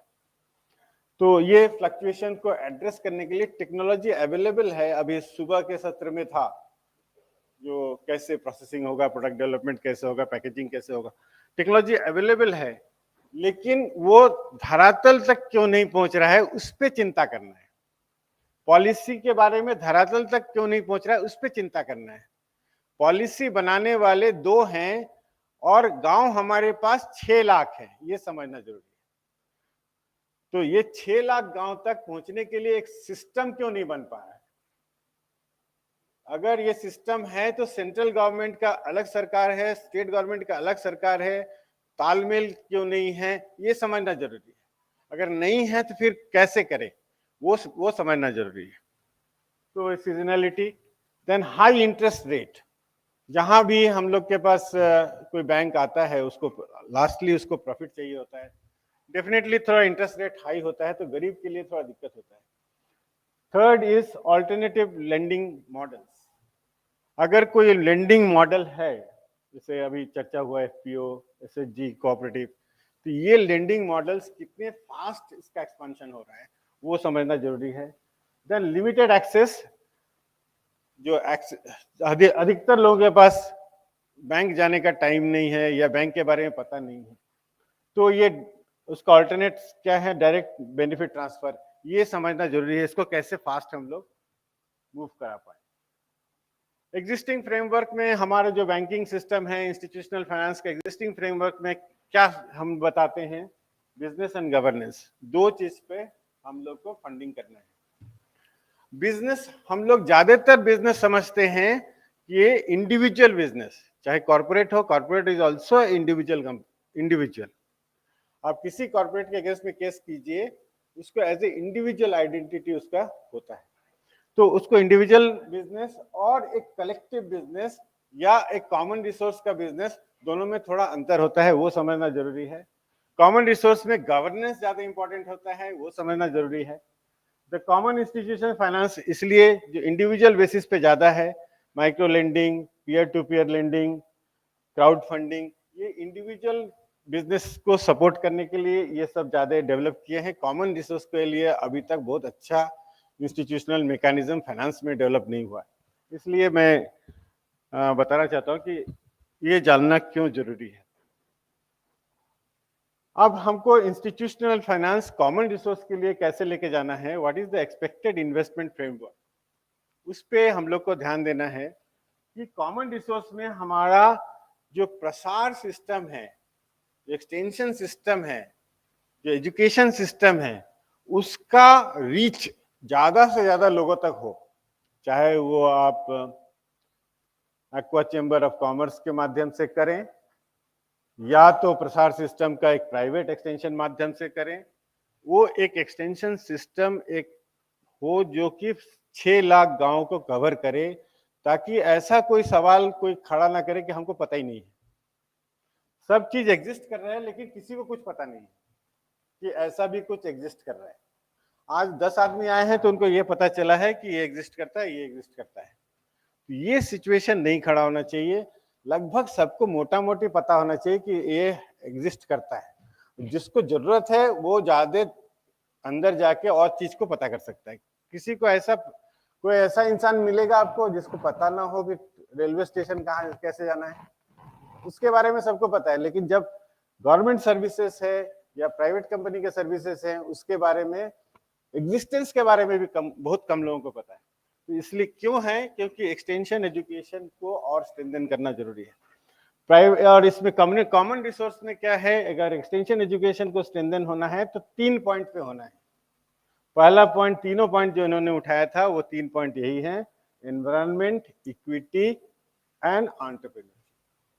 ये तीनों जो है, ये 3 पॉइंट अगर कमजोर रहेंगे, एंटरप्रेन्योरशिप अगर कमजोर रहेगा तो इनकम नहीं होगा, और इनकम नहीं होगा एम्प्लॉयमेंट जनरेशन नहीं होगा। एनवायरनमेंट अगर कमजोर रहेगा तो इनकम सस्टेनेबल नहीं रहेगा। इक्विटी अगर कमजोर रहेगा तो डेफिनेटली सब लोग एक साथ नहीं बढ़ पाएंगे, कुछ लोग पीछे रह जाएंगे, कुछ लोग पीछे रह जाएंगे, तो वो एक पोलराइजेशन ऑफ द कम्युनिटी होता है, और ऑलवेज एंटी एस्टेब्लिशमेंट पोलराइजेशन होता है। एंटी एस्टेब्लिशमेंट पोलराइजेशन भी लॉन्ग रन में खतरा है, किसी भी पार्टी को या गवर्नमेंट को वो सस्टेनेबल नहीं रहने देता है, हमेशा वो अगेंस्ट में चला जाता है और कोई ढंग का पॉलिसी बन नहीं पाता। तो पर्यावरण, प्रसार और हिस्सेदारी के लिए निवेश होना जरूरी है। अब जो है, सभी विशेषज्ञों का एक मत है कि अगर फिशरीज में इन्वेस्टमेंट बढ़ाना है तो उसमें इम्पैक्ट इन्वेस्टिंग को ज्यादा एम्फेसिस देना है। इम्पैक्ट इन्वेस्टिंग, आप सब जो लोग कॉमर्स के बैकग्राउंड से उनको शायद पता होगा, इम्पैक्ट इन्वेस्टिंग में आप डायरेक्ट इम्पैक्ट क्रिएट करने के लिए प्रोजेक्ट बनाते हैं। पर्टिकुलर मान लीजिए इक्विटी करना है, डेवलप करना है, तो उसके लिए ही प्रोजेक्ट बनाते हैं। एनवायरनमेंट करना है तो एनवायरनमेंट के लिए ही प्रोजेक्ट बनाते हैं और उसी के लिए ही फंडिंग करते हैं। तो और फिर उसको देखते हैं कि आपका ये स्कीम वो चीज आउटपुट दे रहा है कि नहीं दे रहा है। तो दैट इज इम्पैक्ट इन्वेस्टिंग और इम्पैक्ट इन्वेस्टमेंट। फिशरीज में भी, फाइनेंस में इम्पैक्ट इन्वेस्टमेंट ही रिकमेंडेड है, क्योंकि इसमें एनवायरनमेंट एंड इक्विटी दोनों बहुत इंपॉर्टेंट इश्यू है। नाउ इम्पैक्ट इन्वेस्टमेंट के लिए आपको ये कुछ पॉइंट्स हैं जो बहुत इंपॉर्टेंट हैं, जिस पे आपको विशेष ध्यान देना चाहिए। पहला है, सबसे ऊपर से आप जाएंगे तो प्लान। तो एक प्रॉपर प्लान होना जरूरी है। प्रॉपर प्लान तभी होगा जब भी सभी तरह के स्टेक होल्डर एक साथ बैठेंगे, community, bank, government and policy makers. ये अगर एक साथ नहीं बैठेंगे तो ढंग का प्लान नहीं बन पाएगा, प्लान एक तरफा बनेगा। प्लान के बाद, प्लान में ओवरऑल गाइडलाइंस होते हैं, प्लान के बाद वो प्रोजेक्ट में कन्वर्ट होना जरूरी है। प्रोजेक्ट जो कि कमर्शियली वाइबल प्रोजेक्ट है। प्रोजेक्ट के बाद आपका इक्विटी पे ध्यान होना चाहिए, प्रोड्यूसर ऑर्गेनाइजेशन की तरफ ध्यान होना चाहिए कि जो गरीब लोग हैं वो उनका पार्टिसिपेशन कैसे बढ़ेगा, थ्रू प्रोड्यूसर ऑर्गेनाइजेशन बढ़ेगा। एफपीओ के बारे में चर्चा हुआ था। देन ये जो चीज बनेगा वो कौन सा प्रोडक्ट लॉन्च करेगा वो उस पर ध्यान होना चाहिए, कितने पीरियड में लॉन्च करेगा उस पर ध्यान होना चाहिए। उसके बाद ये फंडिंग कहाँ से होगा, फंडिंग के लिए जैसे अभी दोनों ने बताया, 2 सोर्स है फंडिंग के, गवर्नमेंट सोर्स है और एक बैंक सोर्स है। ये फंडिंग का सोर्स होना चाहिए। देन अगर फंडिंग प्रॉफिट में नहीं कन्वर्ट हुआ तो इनको वापस कैसे होगा पैसा, तो प्रॉफिट पे ध्यान होना चाहिए। एंड प्रॉफिट, ये तीनों को ध्यान में रख के करना चाहिए, पीपल एंड प्लेनेट, ये दोनों को ध्यान में रख के होना चाहिए, ताकि एनवायरनमेंट का नुकसान ना हो और पीपल का एम्प्लॉयमेंट भी क्रिएट होते रहना चाहिए। तो ये इतना बड़ा डेवलपमेंट मॉडल को चलाने के लिए आपको 3 गियर को हैंडल करना पड़ेगा। और 3 गियर है आपका मोबिलाइजिंग, क्योंकि आपके इतना बड़ा मैन पावर को हैंडल करने के लिए मोबिलाइज करना बहुत जरूरी है। अदरवाइज न फार्मर को पता है कि इतने सारे स्कीम हैं, न स्कीम बनाने वाले को पता है कि और लोग भी स्कीम बना रहे हैं। तो ये मोबिलाइजिंग बहुत इंपॉर्टेंट है, हम लोग एक दूसरे को मोबिलाइज करें। इसके लिए जिस तरह का भी इन लोगों ने गोष्ठी अरेंज किया है, इस तरह के और गोष्ठी अगर हो तो ज़्यादा से ज़्यादा लोग को पता चल सकता है। इस तरह के गोष्ठी में पॉलिसी मेकर्स भी होने चाहिए। हम लोग को बार बार कोशिश करना चाहिए सर कि पॉलिसी मेकर्स भी इस तरह के गोष्ठी में आए, क्योंकि पॉलिसी इश्यूज कॉमन रिसोर्सेज में बहुत ज़्यादा है। Then mobilising, then mentoring, continuous classes होना चाहिए, क्योंकि हर सब्जेक्ट में डेप्थ काफी आ गया है। कंटिन्यूअस क्लासेस होते रहना चाहिए। फाइनेंस का भी डेप्थ काफी हो गया है, मार्केटिंग में बहुत सारे इश्यूज आ गए हैं, इस तरह के, और टेक्नोलॉजी में आ रहे हैं, बहुत सारे इश्यूज आ रहे हैं। तो ये continuous mentoring is must and monitoring is also must. ये अगर एक ग्रुप ऑफ पीपल करे, कन्वर्जेंट चेंज एजेंसीज, जिसमें पब्लिक भी हो, प्राइवेट भी हो, कम्युनिटी भी हो, ये तीनों चारों ग्रुप अगर मिले, इस तरह का हम लोग एक कल्पना किए थे एक्वा चेंबर ऑफ कॉमर्स। तो इस तरह का अगर एक्वा चेंबर ऑफ कॉमर्स का गठन करें हम, जिसमें ये कंटिन्यूअस हर विलेज में हम लोग कुछ डिस्कशन रख सके, ताकि वहां से बच्चे, स्पेशली यंगर ग्रुप, कुछ न्यू आइडियाज लेके आ पाए। और जब आप कोई चेंबर करेंगे, चेंबर ऑफ कॉमर्स करेंगे, तो उसमें तीन एंटरप्रेन्योर के 3-4 आइडिया एक साथ चलते हैं। एक तो होता है मार्केटिंग, दूसरा होता है फाइनेंस, तीसरा होता है ह्यूमन रिसोर्स, चौथा होता है टेक्नोलॉजी। ये चारों का जब बढ़िया से आइडिया ग्रो करता है, तब वो एंटरप्रेन्योर आगे बढ़ता है। तो चारों पे लीगल इश्यूज भी अगर आप एचआर में रखते हैं, तो लीगल इश्यूज ऑल्सो बहुत इंपॉर्टेंट। तो ये चारों पांचों आइडियाज को अगर डिस्कशन में रखें, तो एंटरप्रेन्योर्स डेफिनेटली बहुत ज्यादा से ज्यादा क्रिएट हो सकते हैं। तो मैं सभी से गुजारिश करूंगा कि इस तरह का कोई कंसेप्ट को आप लोग लीजिए। अब इसी तरह का जो इश्यू है, जो पुअर पीपल को कैसे फाइनेंस करें, 1990 में यूनाइटेड स्टेट्स में ये कंसेप्ट आया, community development and financial institutions. क्योंकि उन लोगों ने देखा, जो पुअर पीपल हैं, जो डिसएडवांटेज कम्युनिटी है, उसमें दोनों चीज देखना जरूरी है। उनके पास कौन सा प्रोजेक्ट बनाना है, वो आइडिया उतना मैच्योर नहीं हो पाता है, क्योंकि वो हार्डली 10th पास होते हैं या 7th पास होते हैं, वो उतना मैच्योर नहीं हो पाता है। तो उसको भी उनको डेवलप करना जरूरी है कि आपके लिए ये बेटर है। आप स्मॉल फिशरमैन हैं, आप फिशरीज के साथ टूरिज्म को भी अगर आप ले लेंगे, तो आपका इनकम थोड़ा बढ़ सकता है, या प्रोसेसिंग को भी ले लेंगे, मार्केटिंग को भी ले लेंगे, तो इनकम बढ़ सकता है। अगर वो मार्केटिंग के आप पूछेंगे, प्रोसेसिंग, पैकेजिंग, जैसे मैडम ने सुबह बताया पैकेजिंग, तो फिर पैकेजिंग के बारे में उतना चीज बताना जरूरी है, थ्योरी प्रैक्टिकल ये सब कराना जरूरी है, तभी वो आगे बढ़ पाएगा। तो ये एक लंबा प्रोसेस इनिशिएट करना जरूरी है। तो उन लोगों ने क्या किया, डेवलपमेंट एंड फाइनेंशियल इंस्टीट्यूशन को कंबाइन किया, specially for the disadvantage people. उसका नाम रखा CDFI। CDFI यूनाइटेड स्टेट्स, ये सक्सेस स्टोरी है।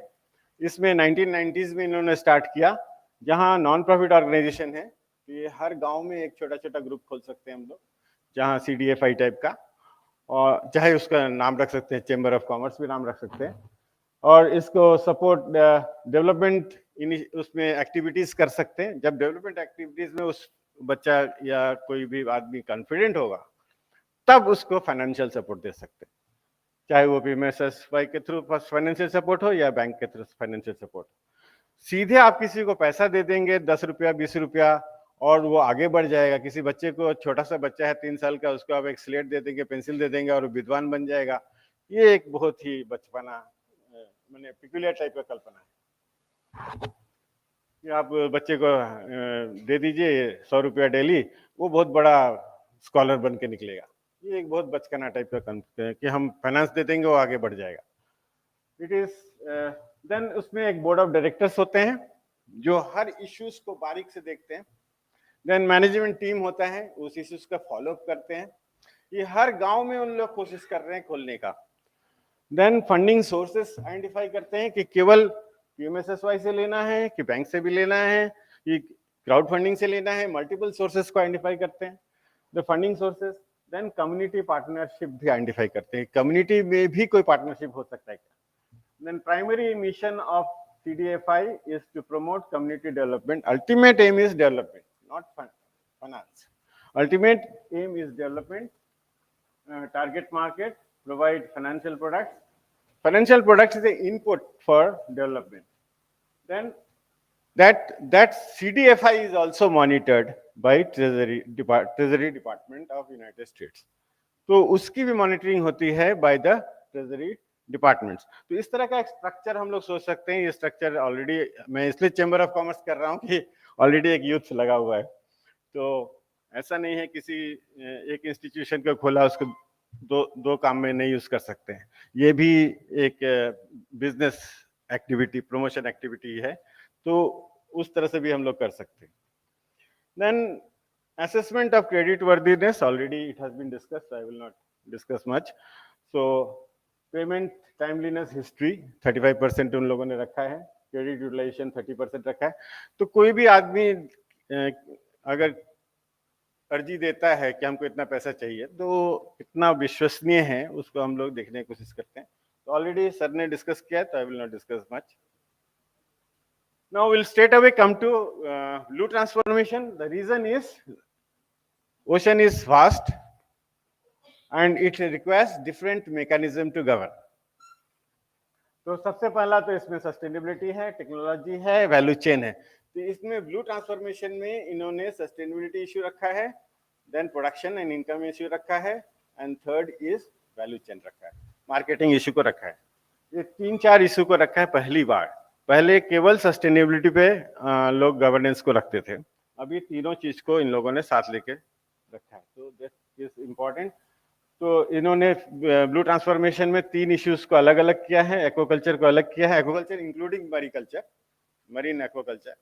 तो aquaculture, fisheries, value chain. Fisheries में मेजर इश्यू है सस्टेनेबिलिटी। देन एक्वाकल्चर में the objective is sustainable aquaculture intensification and expansion. So intensification, जहां एग्जिस्टिंग प्रैक्टिस चल रहा है उसको इंटेंसिफाई करना है, और जहां नहीं चल रहा है उसको वहां पे एक्वाकल्चर को लेके जाना है। That is expansion of aquatic and food to benefit equality. So again, equality is important, environment is important. Fisheries में effective management of all fisheries delivered, effective management of the system, क्योंकि अधिकतर system जो है depletion की तरफ जा रहा है, तो उसको how to manage it for the healthy stock. And value chain में है upgraded value chains. Value chain exist कर रहा है हर जगह, लेकिन वो है कि लेडीज लोग जाती हैं और सड़क पे बैठ जाती हैं, और हम लोग भी वहीं से खरीदते हैं, तो उसको अपग्रेडेशन जरूरी है। तो पीएमएसएसवाई ने बहुत सारा स्कीम लेके आए हैं, लेकिन वो स्कीम लेके आए हैं, अगर उस महिला से पूछा जाएगा ये स्कीम आपके लिए लाया है, तो वो क्या बोलेगी? What for? हमको तो कुछ समझ में नहीं आ रहा है ये क्या बोल रहे हैं, आप बहुत हाई फाई लैंग्वेज बोल रहे हैं, तो हमको ये सब नहीं समझ में आता। somebody has to convince local body like chamber of commerce वगैरह इस टाइप की, इस तरह से हम लोग प्रोजेक्ट आपके लिए बना देंगे। अगर बना देते हैं तो मेरा भी इतना शेयर है, इस तरह का कुछ भी एक डील हो सकता है, and we can submit the proposal. And without having an extension system we can not move further. So that is the reason, the second point which is not there in blue transformation, I have added this. An extension interventions is suggested in this blue transformation. So where we should have initiation stage, intensification stage in the potential clusters, and then convergence stage, because we require to have people like from NABARD and many other places. So a convergence होना जरूरी है, policy makers का भी convergence होना जरूरी है। Then expansion stage, अगर हमारा एक पर्टिकुलर टीम बन जाता है कि एक ये बैंक भी होंगे, एक गवर्नमेंट ऑफ इंडिया भी होंगे, एक पॉलिसी मेकर भी होंगे, एक टीम अगर बन जाता है, तो उसको हम लोग फर्दर एक्सपैंड कैसे करें।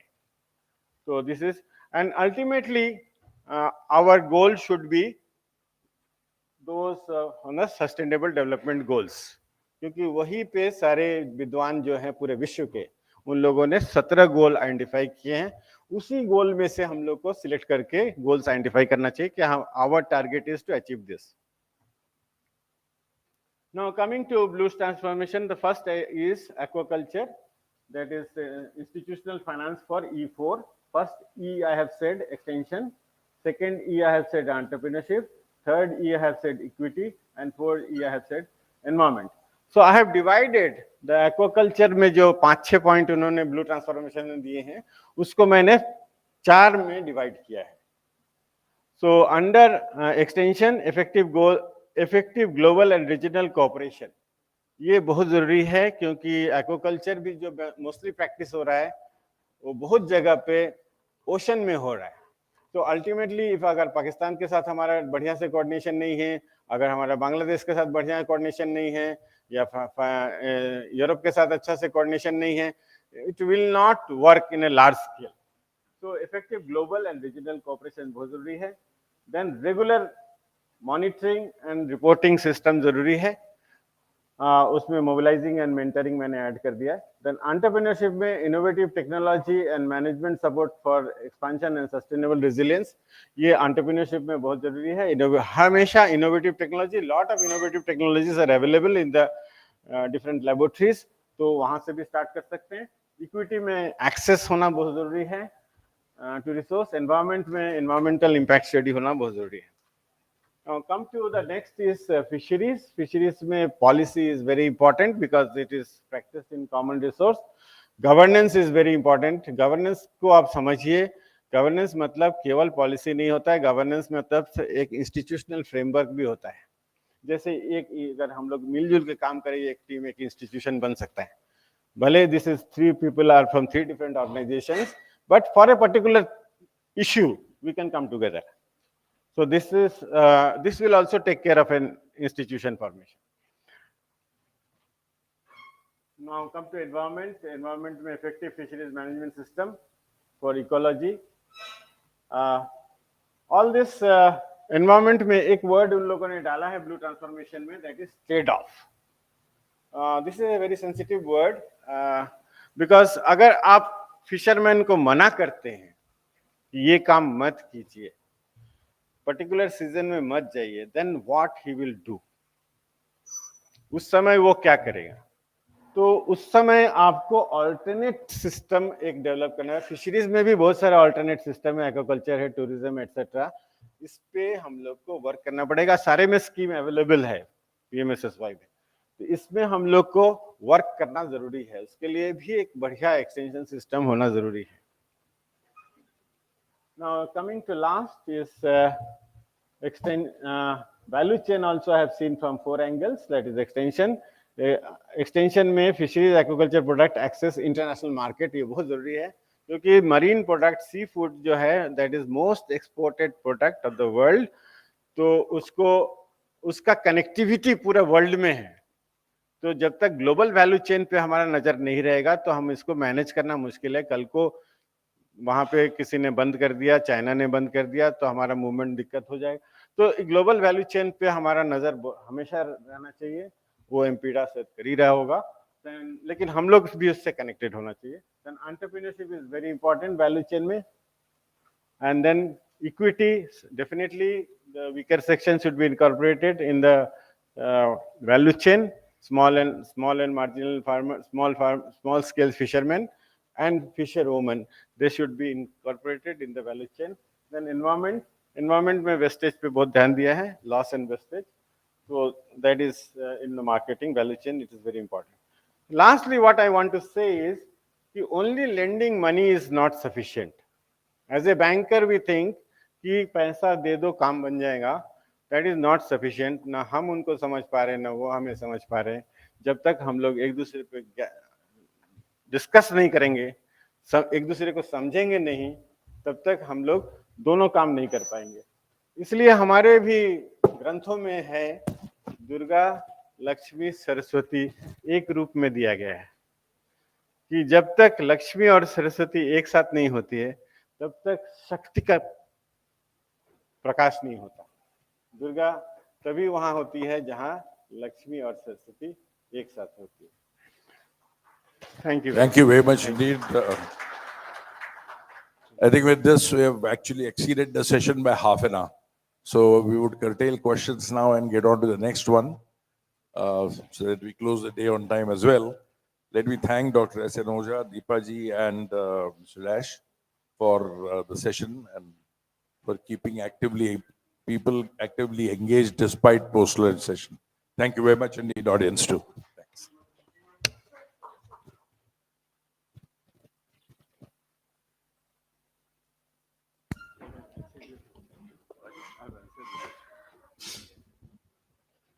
I would like to, I would like Commander Deepak Naik sir to give a token of appreciation to all our speakers. Ms. Deepa Suman,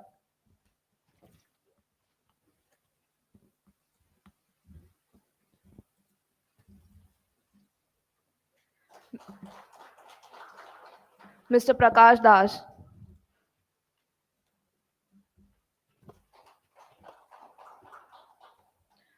Dr. S.N. Ojha.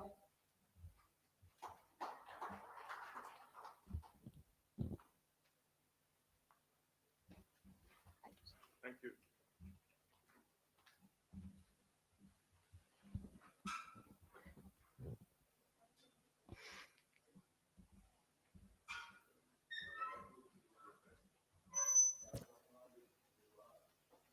We'll be immediately beginning with the session 3. For that, I would like to invite Mr. Anil Gajke sir to be the moderator of this session. And the speakers for this session are Dr. K. Krishnani, Principal Scientist CIFE, Dr. Prasad Karnik, Consultant, Dr. Bhavesh Sawant, Associate Research Officer, Tarporwala Marine Biological Research Station.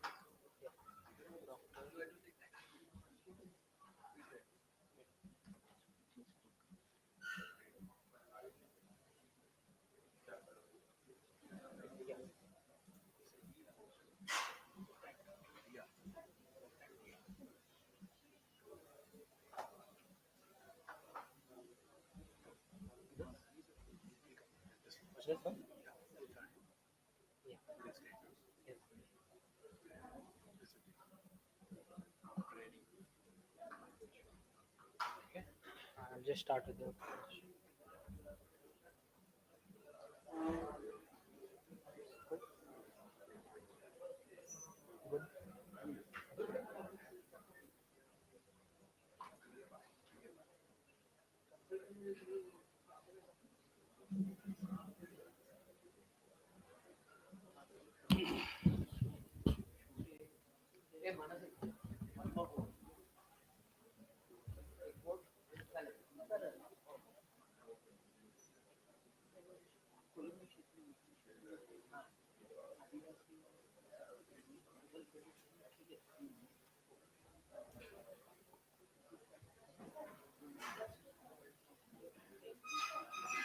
चालू करें चलो start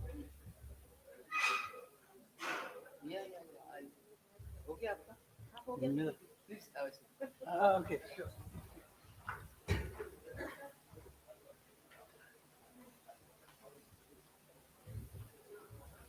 Sheetal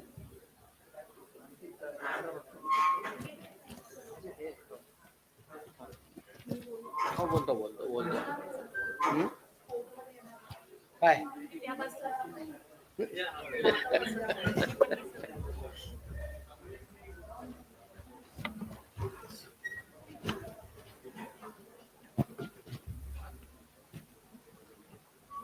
We'll begin the third session of the day.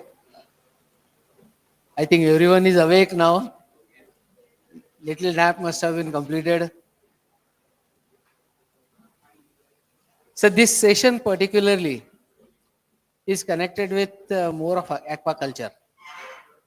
There are consultants from aquaculture field and various officers who are authorities in the aquaculture field. So we go ahead with the this aquaculture session. On my left is Dr. Karnik, who is a consultant in private as well as government fields. Mr. Sawant, Bhavesh Sawant he is also expert in the field, and Karnani is another expert. So we'll go ahead with the starting this particular session. I request Dr. Karnik to come forward.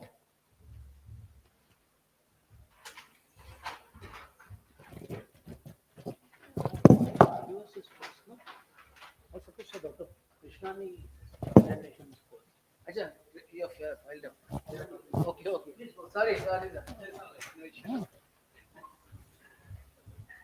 Dr. Krishnani, because his presentation is already loaded first in the laptop. Go ahead, sir. Okay. Good afternoon, everyone. At the outset, I'm grateful to organizers for giving me an opportunity to deliver my resource lecture on improved technology interventions in aquaculture and culture-based fisheries for doubling farmers' income.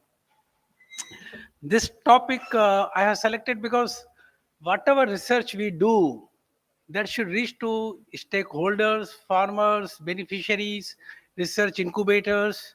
That is very much required. So here I'm going to highlight the work which we have done it and the potential areas where we can do the research for doubling the farmers' income. Now the previous speakers, they have also spoken about the climate change.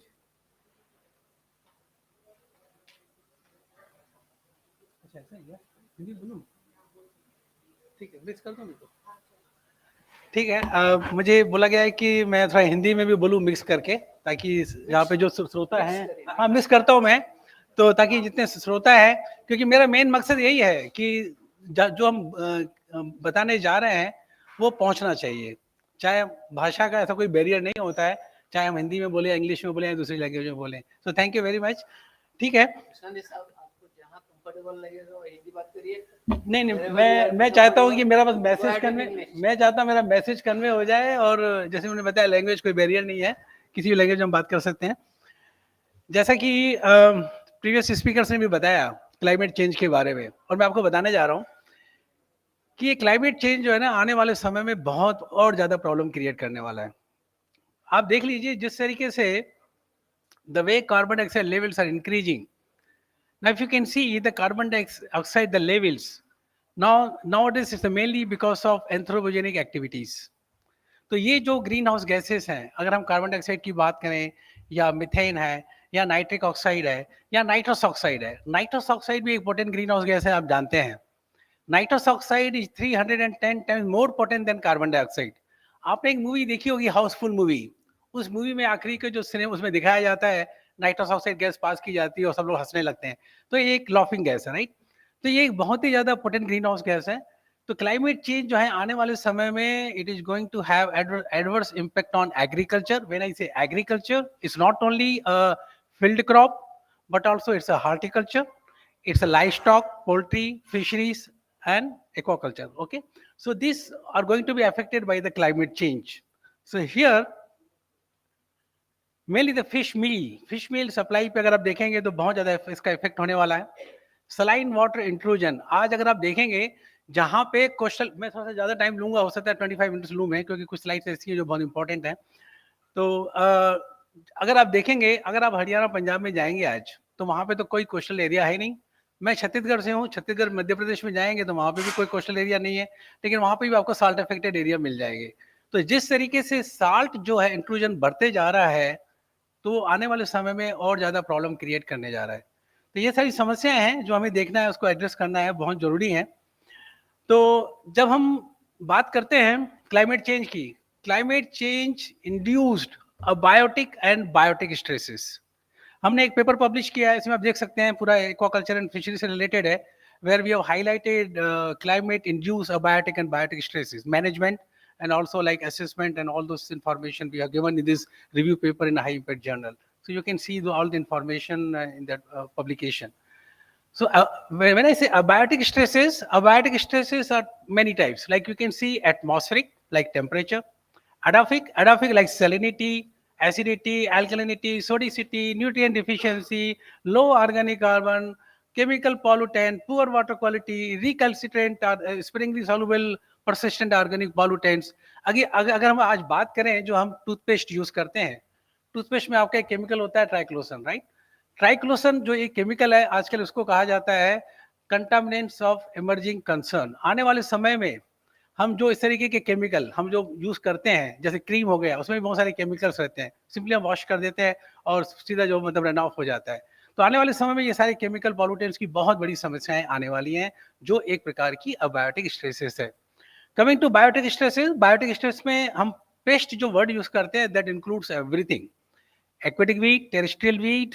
ठीक है, insect pest, pathogens, either with a viral, bacterial, parasitic, fungal. So they have affected field and horticulture crop, livestock and poultry, aquaculture, culture-based fisheries. They have been adversely affected because of this abiotic and biotic stresses. मैं थोड़ा सा महाराष्ट्र के बारे में बताऊंगा क्योंकि महाराष्ट्र में मैंने करीबन, मुझे लगता है, मैं हूँ भली मैं मध्य प्रदेश छत्तीसगढ़ से, लेकिन मैं थोड़ा सा महाराष्ट्रियन हो गया हूँ मुझे लग रहा है, क्योंकि काफ़ी समय से मैं बारामती में था 6.5 साल, अभी CIF में पिछले 5 साल से हूँ, तो मैं महाराष्ट्र में काफ़ी रह लिया, करीबन 11-12 साल हो गए मेरे। तो यहाँ पे मैं कुछ चीज़ें और मैं एड्रेस करना चाहूँगा जो इश्यूज़ हैं, जिसके हम और ज़्यादा क्या समाधान कर सकते हैं उसके बारे में डिस्कस करूँगा। देखिए भाई, 2050 तक हमें करीबन 9 बिलियन लोगों को फीड करना है। कैसे फीड करेंगे, बहुत बड़ी समस्या आने वाली है। तो जो फिशरीज न्यूट्रिशन है, यही मुझे लगता है एक अल्टरनेटिव पोटेंशियल है जो कुछ किया जा सकता है। अगर आप देखेंगे हमारा कंट्री का जो मरीन प्रोडक्शन है अबाउट 4 मिलियन मेट्रिक टन, अभी थोड़ा बढ़ गया होगा, ये पुराना फिगर है। इंडियन प्रोडक्शन करीबन आपका 9 मिलियन मेट्रिक टन है टोटल, अगर आप देखें करीबन 13 के आसपास है, या 14 अभी हो गया है, या 15 हो गया है।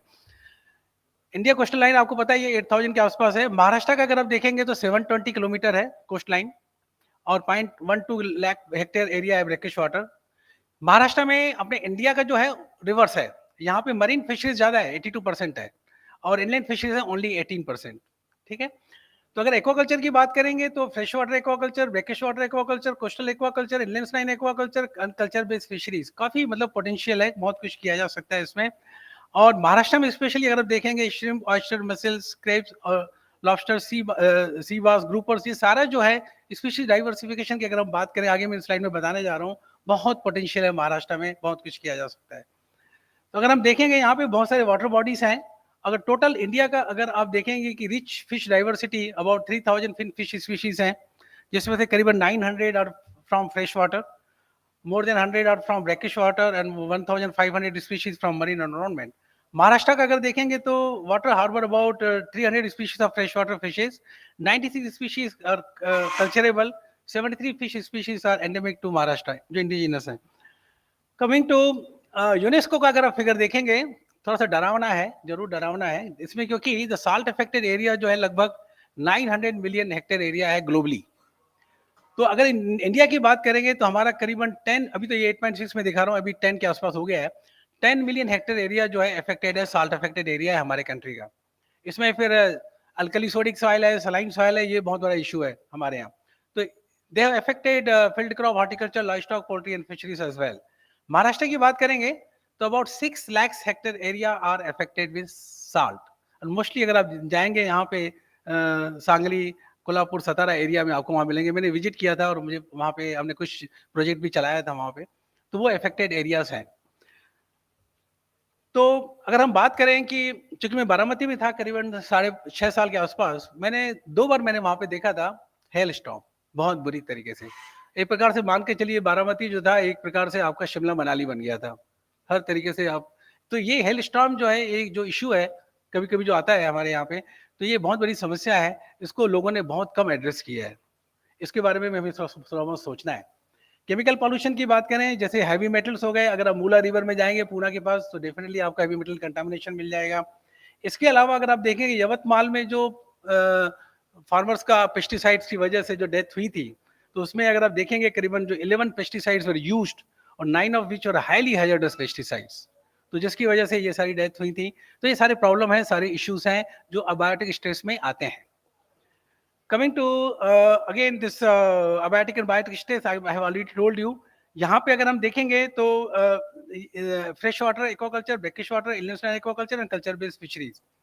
एक्वाकल्चर में जब हम फीड यूज करते हैं तो हाईली प्रोटीन है, तो न्यूट्रिशंस में उसकी वजह से भी हमारा अमोनिया वगैरह या दूसरे न्यूट्रिएंट्स का प्रॉब्लम आता है। तो इसके अलावा दूसरे जो इंडस्ट्री से जो पॉल्यूटेंट आते हैं वो भी बहुत बड़ी समस्या है, जिसकी वजह से because of run off this heavy metals, pesticide, they run off to our aquatic environment. तो ये भी एक बहुत बड़ी समस्या है हमारे एक्वाकल्चर सिस्टम में। तो करें क्या? डिजीज का प्रॉब्लम है डेफिनेटली। आप देख लीजिए कितनी सारी डिजीज हैं, चाहे वो फ्रेश वाटर हो, ब्रैकिश वाटर हो, इलनेस लाइन एक्वाकल्चर हो, कल्चर बेस्ड फिशरीज हो, ऑर्नामेंटल में हो, हर जगह आपको कहीं ना कहीं डिजीज का प्रॉब्लम आपको नजर आएगा। मैं ज्यादा डीप में नहीं जाऊंगा इसमें। तो करना क्या है? बात तो हमने कर ली बहुत सारी कि भाई ये समस्याएं हैं, बता दी मैंने। अबायोटिक स्ट्रेस भी है, climate change induce abiotic stress भी है, बायोटिक स्ट्रेस भी है। तो करें क्या? अब तो सोल्यूशन की बात किया जाए कुछ ना कुछ। अगर हम बात करें जिस तरीके से हम यहाँ पे एंटीबायोटिक्स यूज कर रहे हैं डिजीज कंट्रोल के लिए, नॉन जुडिशियस यूज या केमिकल हम यूज करते हैं बहुत ज्यादा, इसकी वजह से एमआर डेवलप होते जा रहा है, एंटी माइक्रोबियल रेजिस्टेंस डेवलप होते जा रहे हैं। अगर आप देखेंगे तो यहाँ पे करीबन जो शायद एम्पेडा का है ये लिस्ट, उन्होंने बैन किया है इतने सारे एंटीबायोटिक्स ऑलरेडी। तो कोई भी केमिकल की जो लाइफ है मैं कहना चाहूंगा 5-10 साल से ज्यादा नहीं होती है। अगर आप एक इन पेस्टिसाइड की बात करें, एंडोसल्फान की, एंडोसल्फान को बोला जा रहा था कि ऑर्गेनोक्लोरीन पेस्टिसाइड है, सॉफ्ट पेस्टिसाइड है, उसको यूज कर सकते हैं। फाइनली केरला में क्या हुआ, केरला में भी उसको बैन करना पड़ा। तो ये सारे केमिकल आज नहीं तो कल बैन होने ही है। तो नए नए मॉलिक्यूल्स की तरफ हमें देखना है, खोज करनी है, न्यू मॉलिक्यूल्स। तो क्या क्या करना है वो मैं अपने नेक्स्ट स्लाइड में बताने जा रहा हूँ। तो हम अगर बात करें पेंडेमिक की, कोविड-19 की, तो मैं ये कहना चाहता हूँ कि अभी वो जमाना गया कि हम ये कहें कि भाई हम पैथोजन फ्री एनवायरनमेंट में रह पाएंगे। अब तो जमाना खत्म हो गया, गॉन आर द डेज। अभी आपको ये कहना है कि हमें पैथोजन के साथ रहना है। और कैसे रहना है, मुझे तो लगता है हमारी इम्यूनिटी डेवलप हो गई है। हमारे यहाँ जैसे आप कोरोना की बात करें तो हमारे जो 3rd या 4th वेव यहाँ पे चाइना में आई थी, हमारे यहाँ नहीं आई।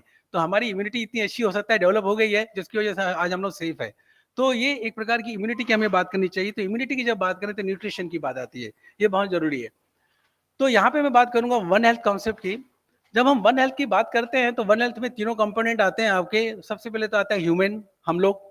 दूसरा आता है आपका एग्रीकल्चर, एग्रीकल्चर में सारी चीज आ जाती है आपकी, चाहे वो क्रॉप हो, एनिमल हो, फिशरीज हो। और तीसरा जो सबसे इंपॉर्टेंट चीज है वो है आपका एनवायरनमेंट। एनवायरनमेंट का सेफ होना बहुत जरूरी है। तो वन हेल्थ के लिए हमें आने वाले समय में कुछ ऐसी चीज करनी चाहिए। मैं एक एग्जाम्पल दे रहा हूँ, हमने काम किया है, काफी रिसर्च किया है इस फील्ड में।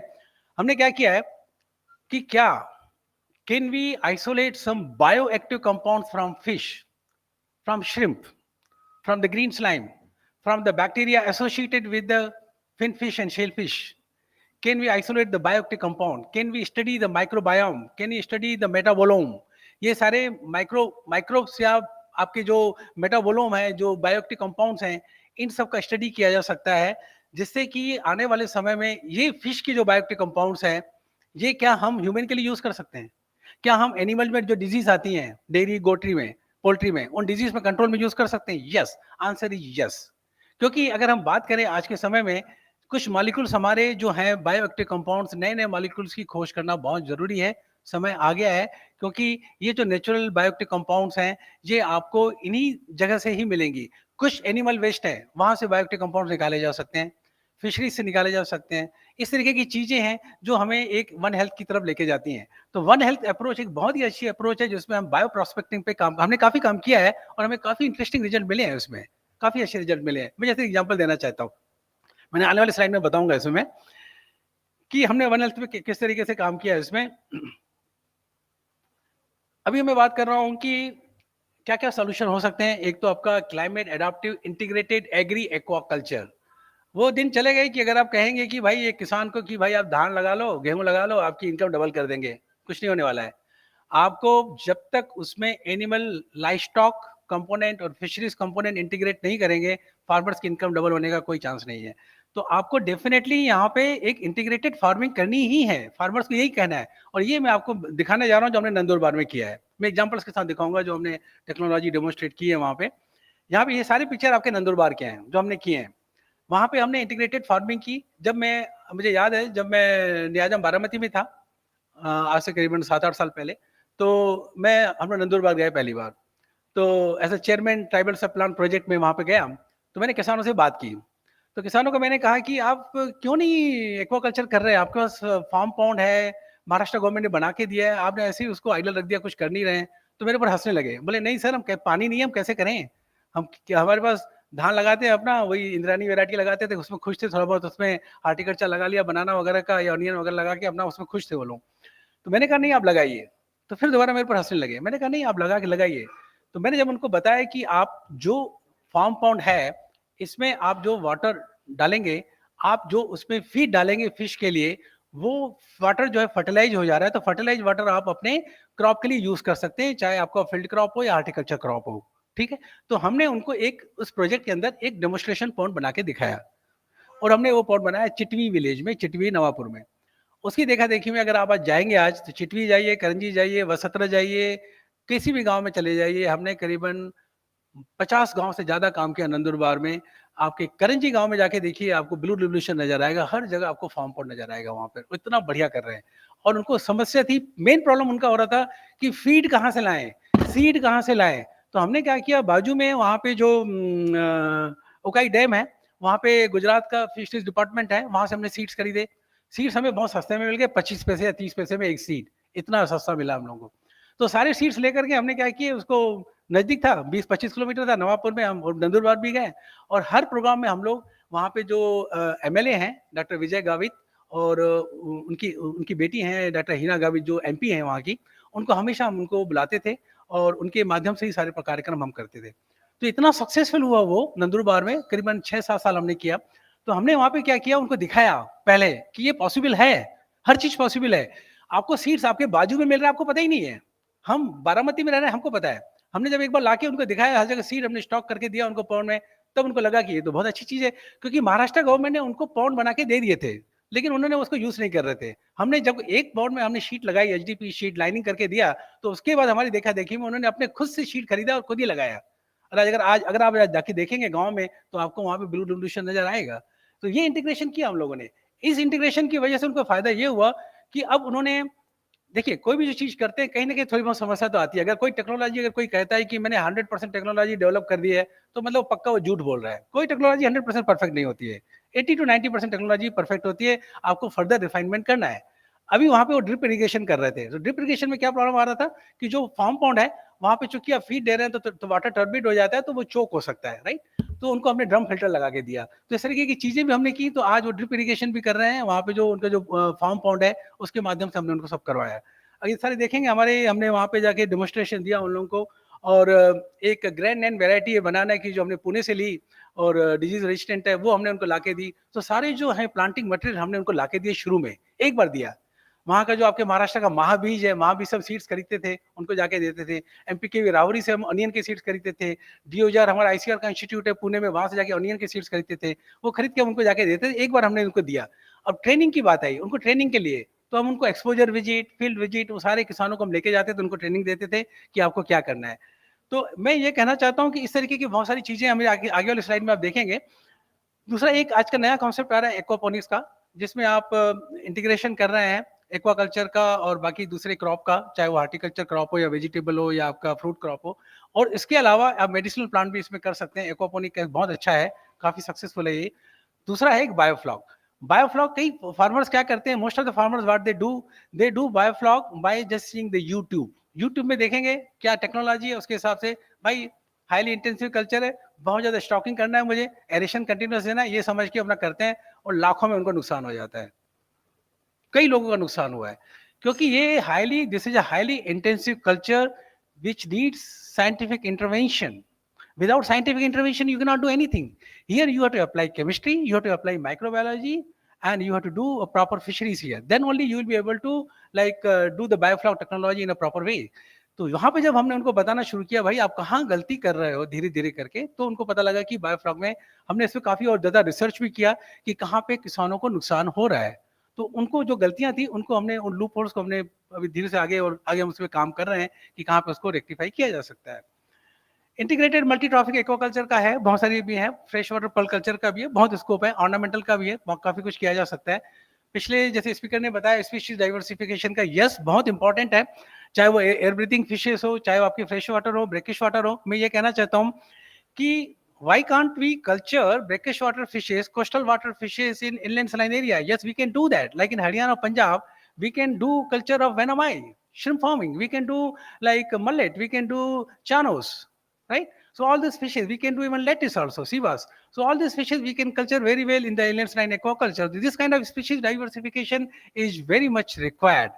And here, what we have done it in our CIP, headquartered in Mumbai, we have successfully demonstrated the culture of Atropolis, which is the brackish water. In fresh water we have done it.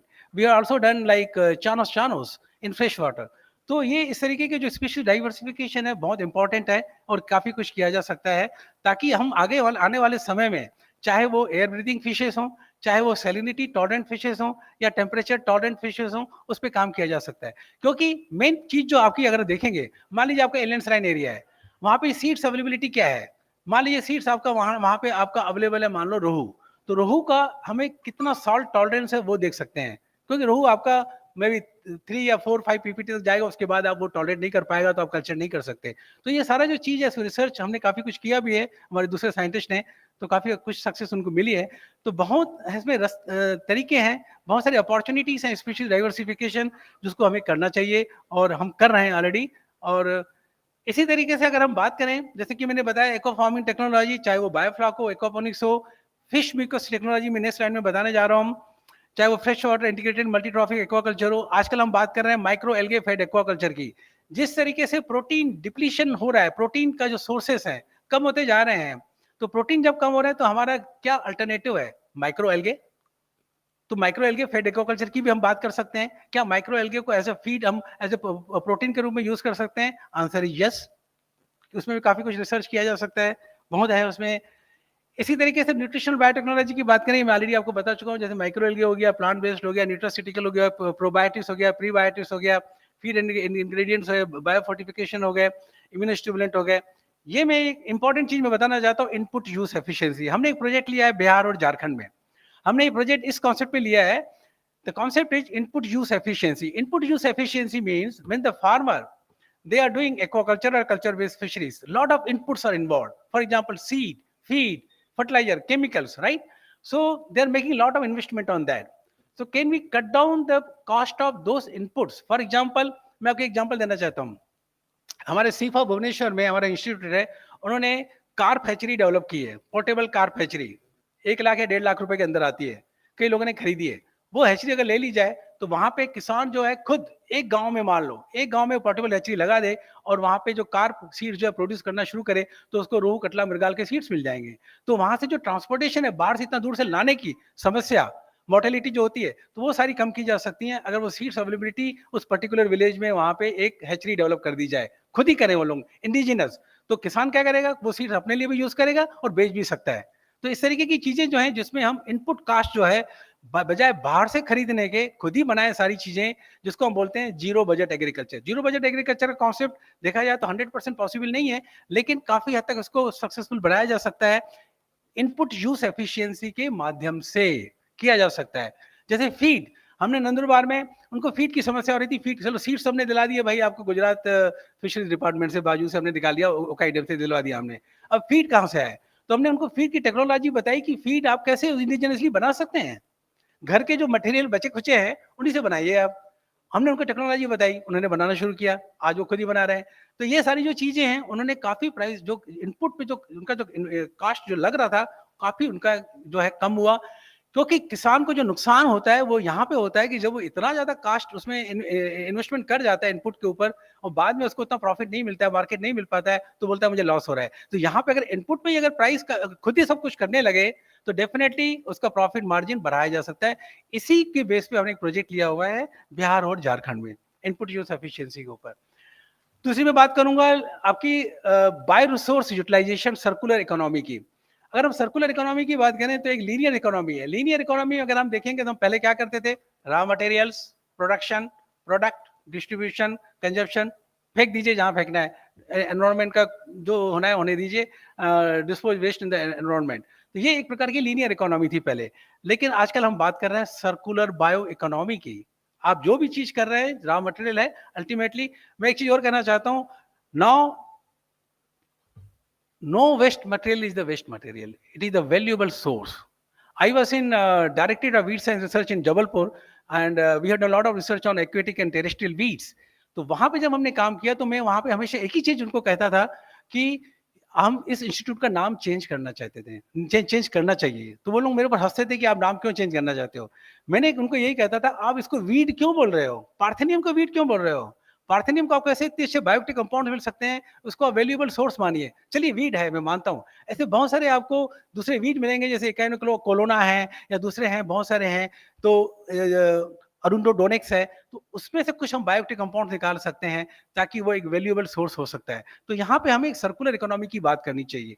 कोई भी, हमने एक paper उसमें publish किया है, एक book chapter Springer का है ये, और नहीं एल्सेवियर का है, और उसमें आप देख सकते हैं ये ऑनलाइन अवेलेबल है। इसमें आपको पूरा सर्कुलर इकोनॉमी का पूरा कॉन्सेप्ट नजर आ जाएगा, पूरा fisheries, aquaculture and culture based fisheries के ऊपर है। हमने जो काम किया है सर्कुलर इकोनॉमी के ऊपर, एक तो यह है कि हमने ग्रीन वाटर टेक्नोलॉजी को successfully demonstrated. What we have done it here, we have successfully integrated milk fish with shrimp farming in coastal area. The concept was milk fish produce the green slime, जो mucus होता है, and that mucus is a very good source of microbiome and metabolome. इसी concept के base पे हमने लिया। Shrimp farming में we are facing a major problem of Vibrio harvey and other pathogenic bacteria. तो हम चाहते थे कि जब हम इंटीग्रेशन कर रहे हैं फिश का, तो ये फिश जो म्यूकस रिलीज कर रहा है, ये म्यूकस जो है वो पैथोजेनिक बैक्टीरिया को कंट्रोल करेगा, तो आपको एंटीबायोटिक अलग से बाहर से डालना नहीं पड़ेगा। और ये कॉन्सेप्ट काफी सक्सेसफुल हुआ है। अगर आप आज तमिलनाडु में जाएंगे, हमने तो पेन कल्चर किया था वहां पे, शिम्प फार्म के बीचों बीच में हमने पेन इंस्टॉल कर दिया था। तो उन्होंने अब क्या किया है, जो मिल्क फिश है, मान लीजिए आपका 0.5 हेक्टेयर एरिया है, उसमें करीबन 30-40 मिल्क फिश या 100 मिल्क फिश डाल देते हैं सीधा, क्योंकि हर्बिवोरस फिश है, डाल दिया उन्होंने। और वो कह रहे हैं कि इतने अच्छे रिजल्ट आए उनके, उनका विब्रियो हर्वी पैथोजेनिक बैक्टीरिया का डिजीज कंट्रोल हो रहा है शिम में। तो ये एक प्रकार की ग्रीन वाटर टेक्नोलॉजी है विच इज वेरी सक्सेसफुल। तो हमने ये किया है यहाँ पे। इसी तरीके से हमारे बहुत सारे पब्लिकेशन है ग्रीन वाटर टेक्नोलॉजी पे, आप देख सकते हैं, आपको ऑनलाइन मिल जाएंगे सारा कि क्या एक्चुअल में कॉन्सेप्ट है ये। दूसरा हमने एक टेक्नोलॉजी जो किसानों को दिया, हमारा एक्चुअली मेन मकसद यही रहता है, जो भी हम काम करते हैं हम चाहते हैं कि किसानों तक पहुंचे। तो एक टेक्नोलॉजी हमने इसी तरीके की जो सर्कुलर इकोनॉमी बेस्ड है, हमने जो शुगर कैन इंडस्ट्रीज का जो बेगास होता है, व्हाइट कलर का जो फाइब्रस मटेरियल बच जाता है, उसको हमने एक प्रकार के स्टोन में, कडप्पा स्टोन में बांध दिया, है ना। उसके डालने के बाद हमने बेगास को हमने शिम पॉन्ड्स में डाल दिया, ब्रेकिश वाटर एक्वाकल्चर में। तो हमने क्या देखा कि जो बेगास है उसमें रेसिडुअल शुगर होता है, तो जब रेसिडुअल शुगर है उसमें, उसकी वजह से ये सारा जो है बेनिफिशियल बैक्टीरिया की ग्रोथ को भी बढ़ा रहा है, साथ में ये अमोनिया को भी कंट्रोल कर रहा है, और ये हमने पब्लिश किए पेपर्स। तो ये टेक्नोलॉजी भी काफी सक्सेसफुल हुई है। अभी इस टेक्नोलॉजी को हम बिहार और झारखंड में करने जा रहे हैं, फ्रेश वाटर एक्वाकल्चर में। हमने ब्रेकिश वाटर में किया है शिम फार्मिंग के लिए, अभी हम उसको आईएमसी के लिए करने जा रहे हैं।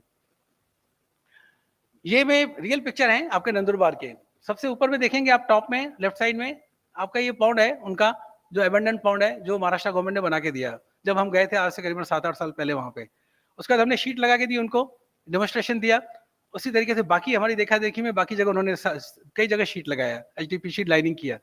तो ये सारा लाइनिंग जो फार्म पॉन्ड बेस्ड एक्वाकल्चर है, काफी सक्सेसफुल हुआ है नंदुरबार में, और इसमें उनको किसानों की इनकम काफी हद तक एनहेंस हुई है। इसके अलावा हमने काम किया है कल्चर बेस्ड फिशरीज के ऊपर, जो रिजर्वायर फिशरीज हम कहते हैं। मुझे लगता है कि India is a sleeping giant as far as culture based fisheries is concern. We are not able to utilize our reservoirs. We have more than 20,000 water bodies in our country, but we are not able to harness those water bodies in a proper way. That is the reason I used to say that India is a sleeping giant.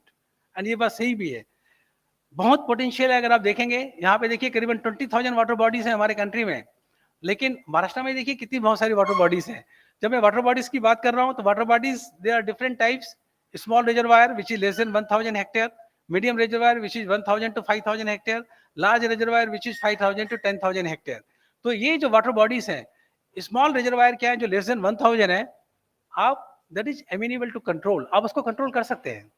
उसमें आपने अगर मान लो stocking कर दिया 1,000 hectare में, आप उसको harvest कर सकते हैं। लेकिन जो लार्ज रिजर्वायर है, ह्यूज है, वो आपका कंट्रोल में नहीं है। आप स्टॉकिंग करेंगे, वो फिश कहाँ चली जाएगी आपको पता नहीं चलेगा। लेकिन यहाँ पे स्मॉल रिजर्वायर में किया जा सकता है, that is culture based fisheries. तो जब आप कल्चर बेस्ड फिशरीज कर रहे हैं, तो या तो आप स्टॉक एनहेंसमेंट करिए, that's what we have done it successfully in Nandurbar and other places also. And also you can see here, this is the real picture in the bottom, where we have successfully done the stock enhancement in the water body in Nandurbar district. और cage culture भी हमने, pen culture सारे हमने किए हुए हैं। ये data Arpita यहाँ पे हैं, ये प्रोजेक्ट पीआई हैं इस प्रोजेक्ट की। हमने साथ में मिलकर काम किया नासिक डिस्ट्रिक्ट में, महाराष्ट्र में ही। ये प्रोजेक्ट हमने लिया था कॉर्पोरेट सोशल रिस्पॉन्सिबिलिटी के अंडर में। कॉर्पोरेट सीएसआर जो प्रोजेक्ट लिया गया था बॉश कंपनी के थ्रू, इसमें हमने क्या किया, वहाँ पे एक 8 हेक्टेयर वाटर बॉडी है नासिक में, और वहाँ पे अगर आप देखेंगे हमने कल्चर बेस्ड फिशरीज किया, स्टॉक एनहेंसमेंट किया, और अगर आप देखेंगे काफी सक्सेस मिला है। तो किसानों की आय जो है काफी हद तक बढ़ गई।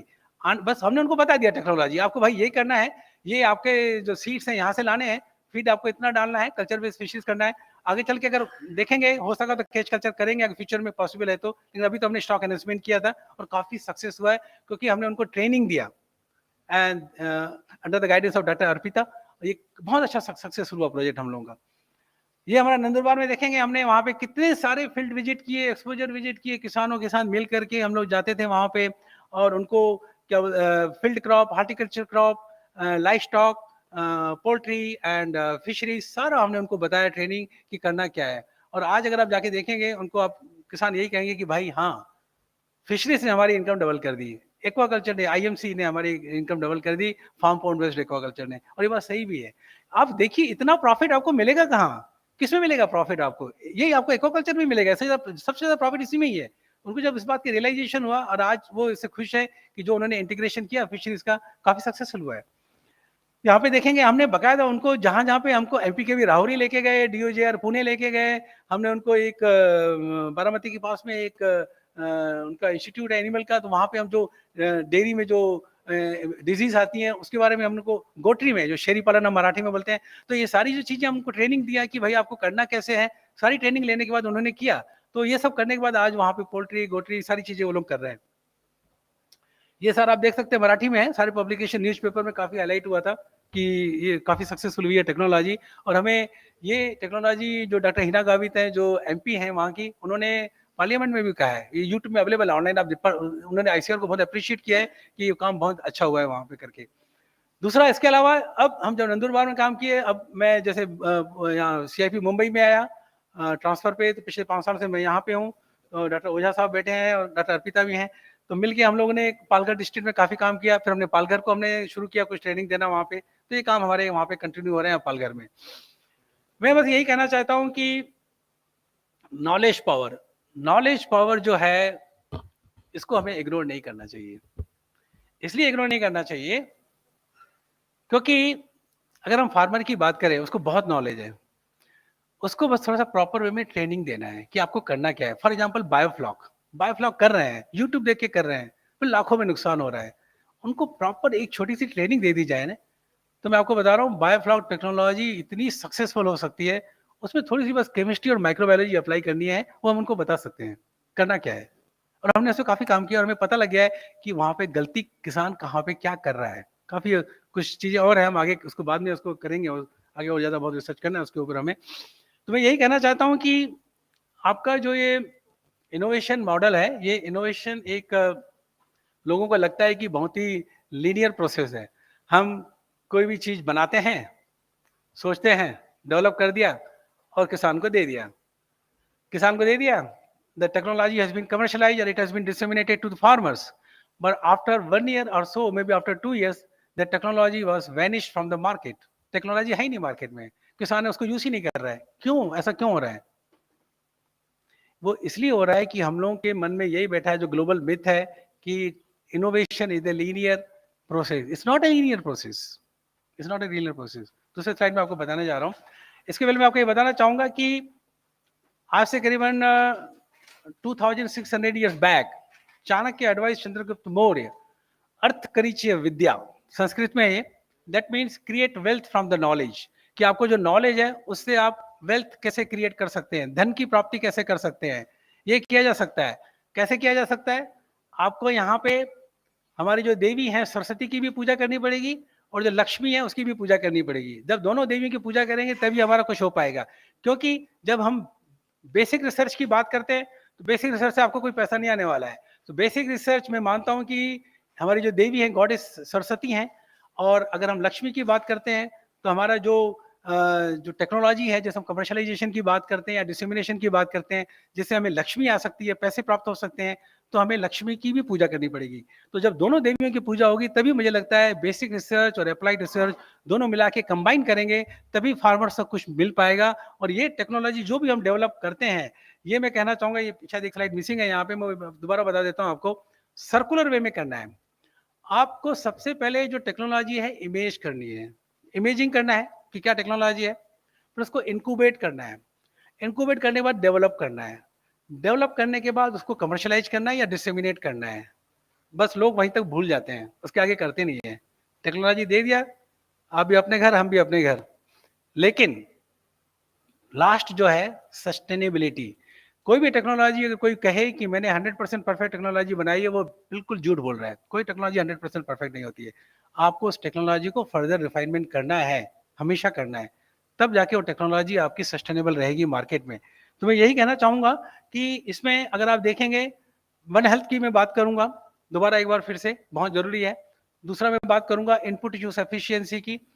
तीसरी जो बहुत इंपॉर्टेंट बात है, जो मैं हर कॉन्फ्रेंस हर जगह में बोलता हूँ, हमें मार्जिनल फार्मर्स की तरफ देखना चाहिए। हमारे जो स्मॉल फार्मर्स हैं उनकी तरफ देखना चाहिए। रिच फार्मर्स तो हैं, उनका प्रॉब्लम नहीं है, उनके पास है सब कुछ करने के लिए, इन्वेस्टमेंट करने के लिए बहुत कुछ है। जो बेचारे मार्जिनल और स्मॉल फार्मर्स हैं उनके लिए हम कुछ करें, क्या कर सकते हैं, ये सब मिलके एक इंटीग्रेटेड अप्रोच की जरूरत है, जिसमें उनको बताया जा सकता है मैं कैसे किया जा सकता है। इसका मैं छोटा सा एक आंसर दूंगा आपको। हम जो भी टेक्नोलॉजी बना रहे हैं, उस टेक्नोलॉजी को जब हम मार्केट में लेके जाते हैं, तो वो हम जब बना लेते हैं, लाखों रुपए खर्च कर देते हैं, फिर बाद में पता लगता है अरे ये टेक्नोलॉजी तो कास्ट इफेक्टिव नहीं है, बहुत महंगी है, किसानों को दी नहीं जा सकती, पॉसिबल ही नहीं है। मैं छोटा सा एग्जांपल दे रहा हूँ। अमेरिका में जो जितने भी रिसर्च होते हैं, अगर मैं आपको जो फिगर बताने जा रहा हूँ, आप जरूर हंसेंगे या आपको बहुत ही एक आश्चर्य होगा कि इतनी बड़ी बात मैं बताने जा रहा हूँ। अमेरिका में 100 प्रोजेक्ट लिए जाते हैं। आप बता सकते हैं 100 प्रोजेक्ट में से कितने प्रोजेक्ट उनके सक्सेस होते हैं, जो फाइनल टेक्नोलॉजी तक जाते हैं? फाइनल टेक्नोलॉजी तक जाते हैं 100 प्रोजेक्ट अमेरिका ने लिए, 100 में से कितने प्रोजेक्ट जो हैं फाइनल इन प्रोडक्ट में जाते हैं? ओनली 1%। 99 प्रोजेक्ट और फेलियर, 99% प्रोजेक्ट और फेलियर। वो ये कहते हैं, अमेरिकन ये कहते हैं, मैं क्योंकि यूएस में था, ऑस्ट्रेलिया में था, उनके साथ जब उनके साथ डिस्कशन होता था, यूके का सक्सेस रेट ज्यादा है, 7-10% के आसपास है, इंडिया का भी करीबन 10% है, हमारा सक्सेस रेट ज्यादा है। वहां पे उनका ये कहना है कि हम 99 प्रोजेक्ट जो लेते हैं भले फेलियर हैं, लेकिन हमें पता नहीं कि कौन सा प्रोजेक्ट सक्सेस होने वाला है। तो जो एक प्रोजेक्ट सक्सेस होता है, दैट मेक मनी, उसी से हमें सारे पैसे मिल जाते हैं। और ये बात सही भी है।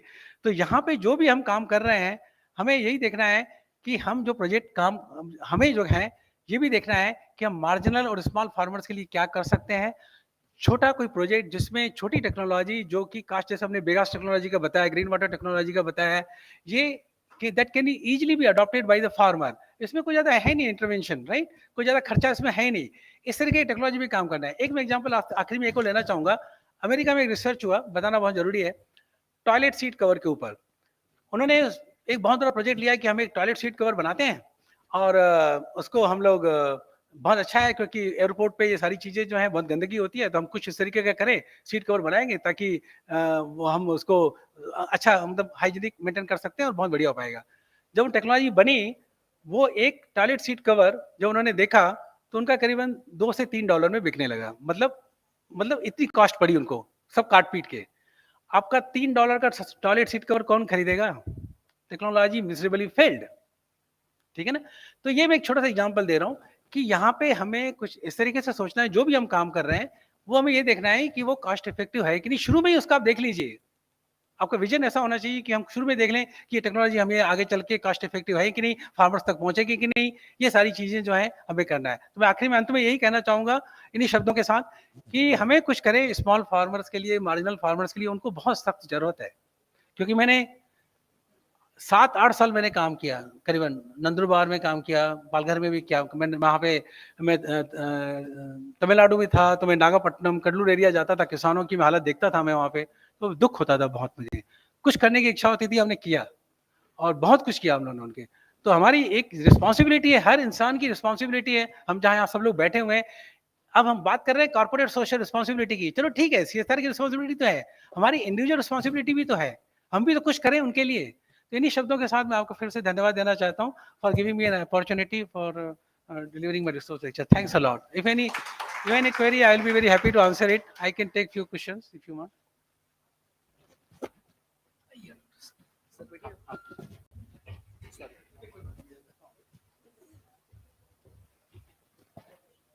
धन्यवाद डॉक्टर कृष्णानी, आपका काफ़ी अच्छा और कंप्लीटली टेक्निकल ऐसा सेशन हो गया।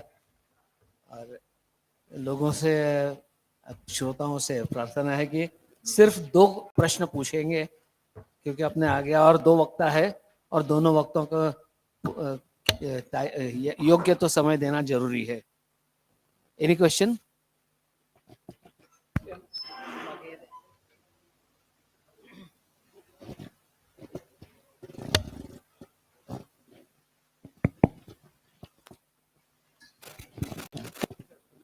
हेलो सर, आपका प्रेजेंटेशन अच्छा क्योंकि आप CIFE मतलब IC को रिप्रेजेंट कर आपकी आपकी आवाज कट रही है, हेलो वो पूरी नहीं आ हेलो रही। हाँ, ठीक है। हेलो, सुबह से जो प्रोग्राम चल रहे हैं उसमें एक ही सार निकल के आ रहा है कि एंड यूजर तक चीजें पहुंचती नहीं।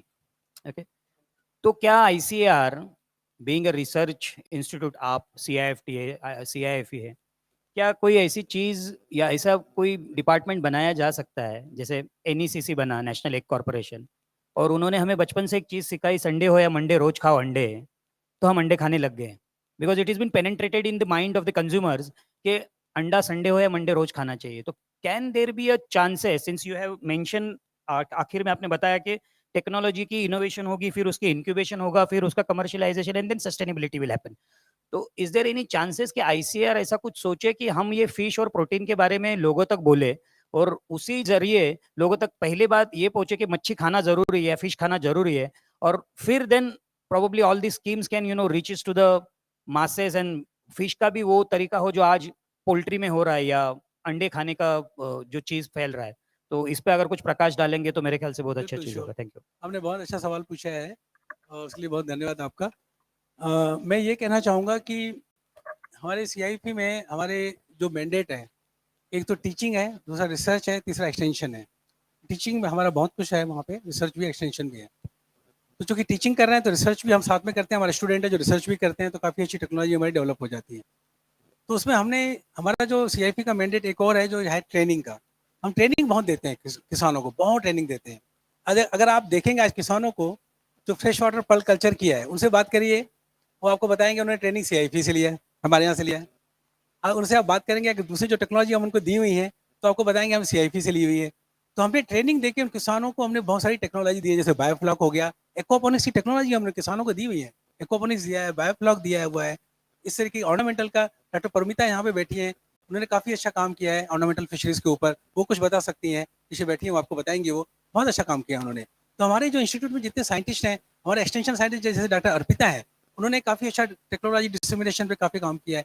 तो ये सारी जो चीज़ें हैं हम लोग काम कर रहे हैं और काफ़ी सक्सेसफुल हुए हैं, क्योंकि हम ट्रेनिंग के माध्यम से कर रहे हैं। तो मैं यही कहना चाहता हूँ कि जब हम कोई भी टेक्नोलॉजी डेवलप करते हैं, डेफिनेटली वो किसानों तक पहुँचना है। और हमारा जो ICAR जो ऑर्गेनाइजेशन है, इसमें काफ़ी सक्सेस हुआ है। सक्सेस इसलिए हुआ है क्योंकि हमारे यहाँ हर चीज़ का हर एक्सटेंशन कंपोनेंट हमारा बहुत बड़ा कंपोनेंट है।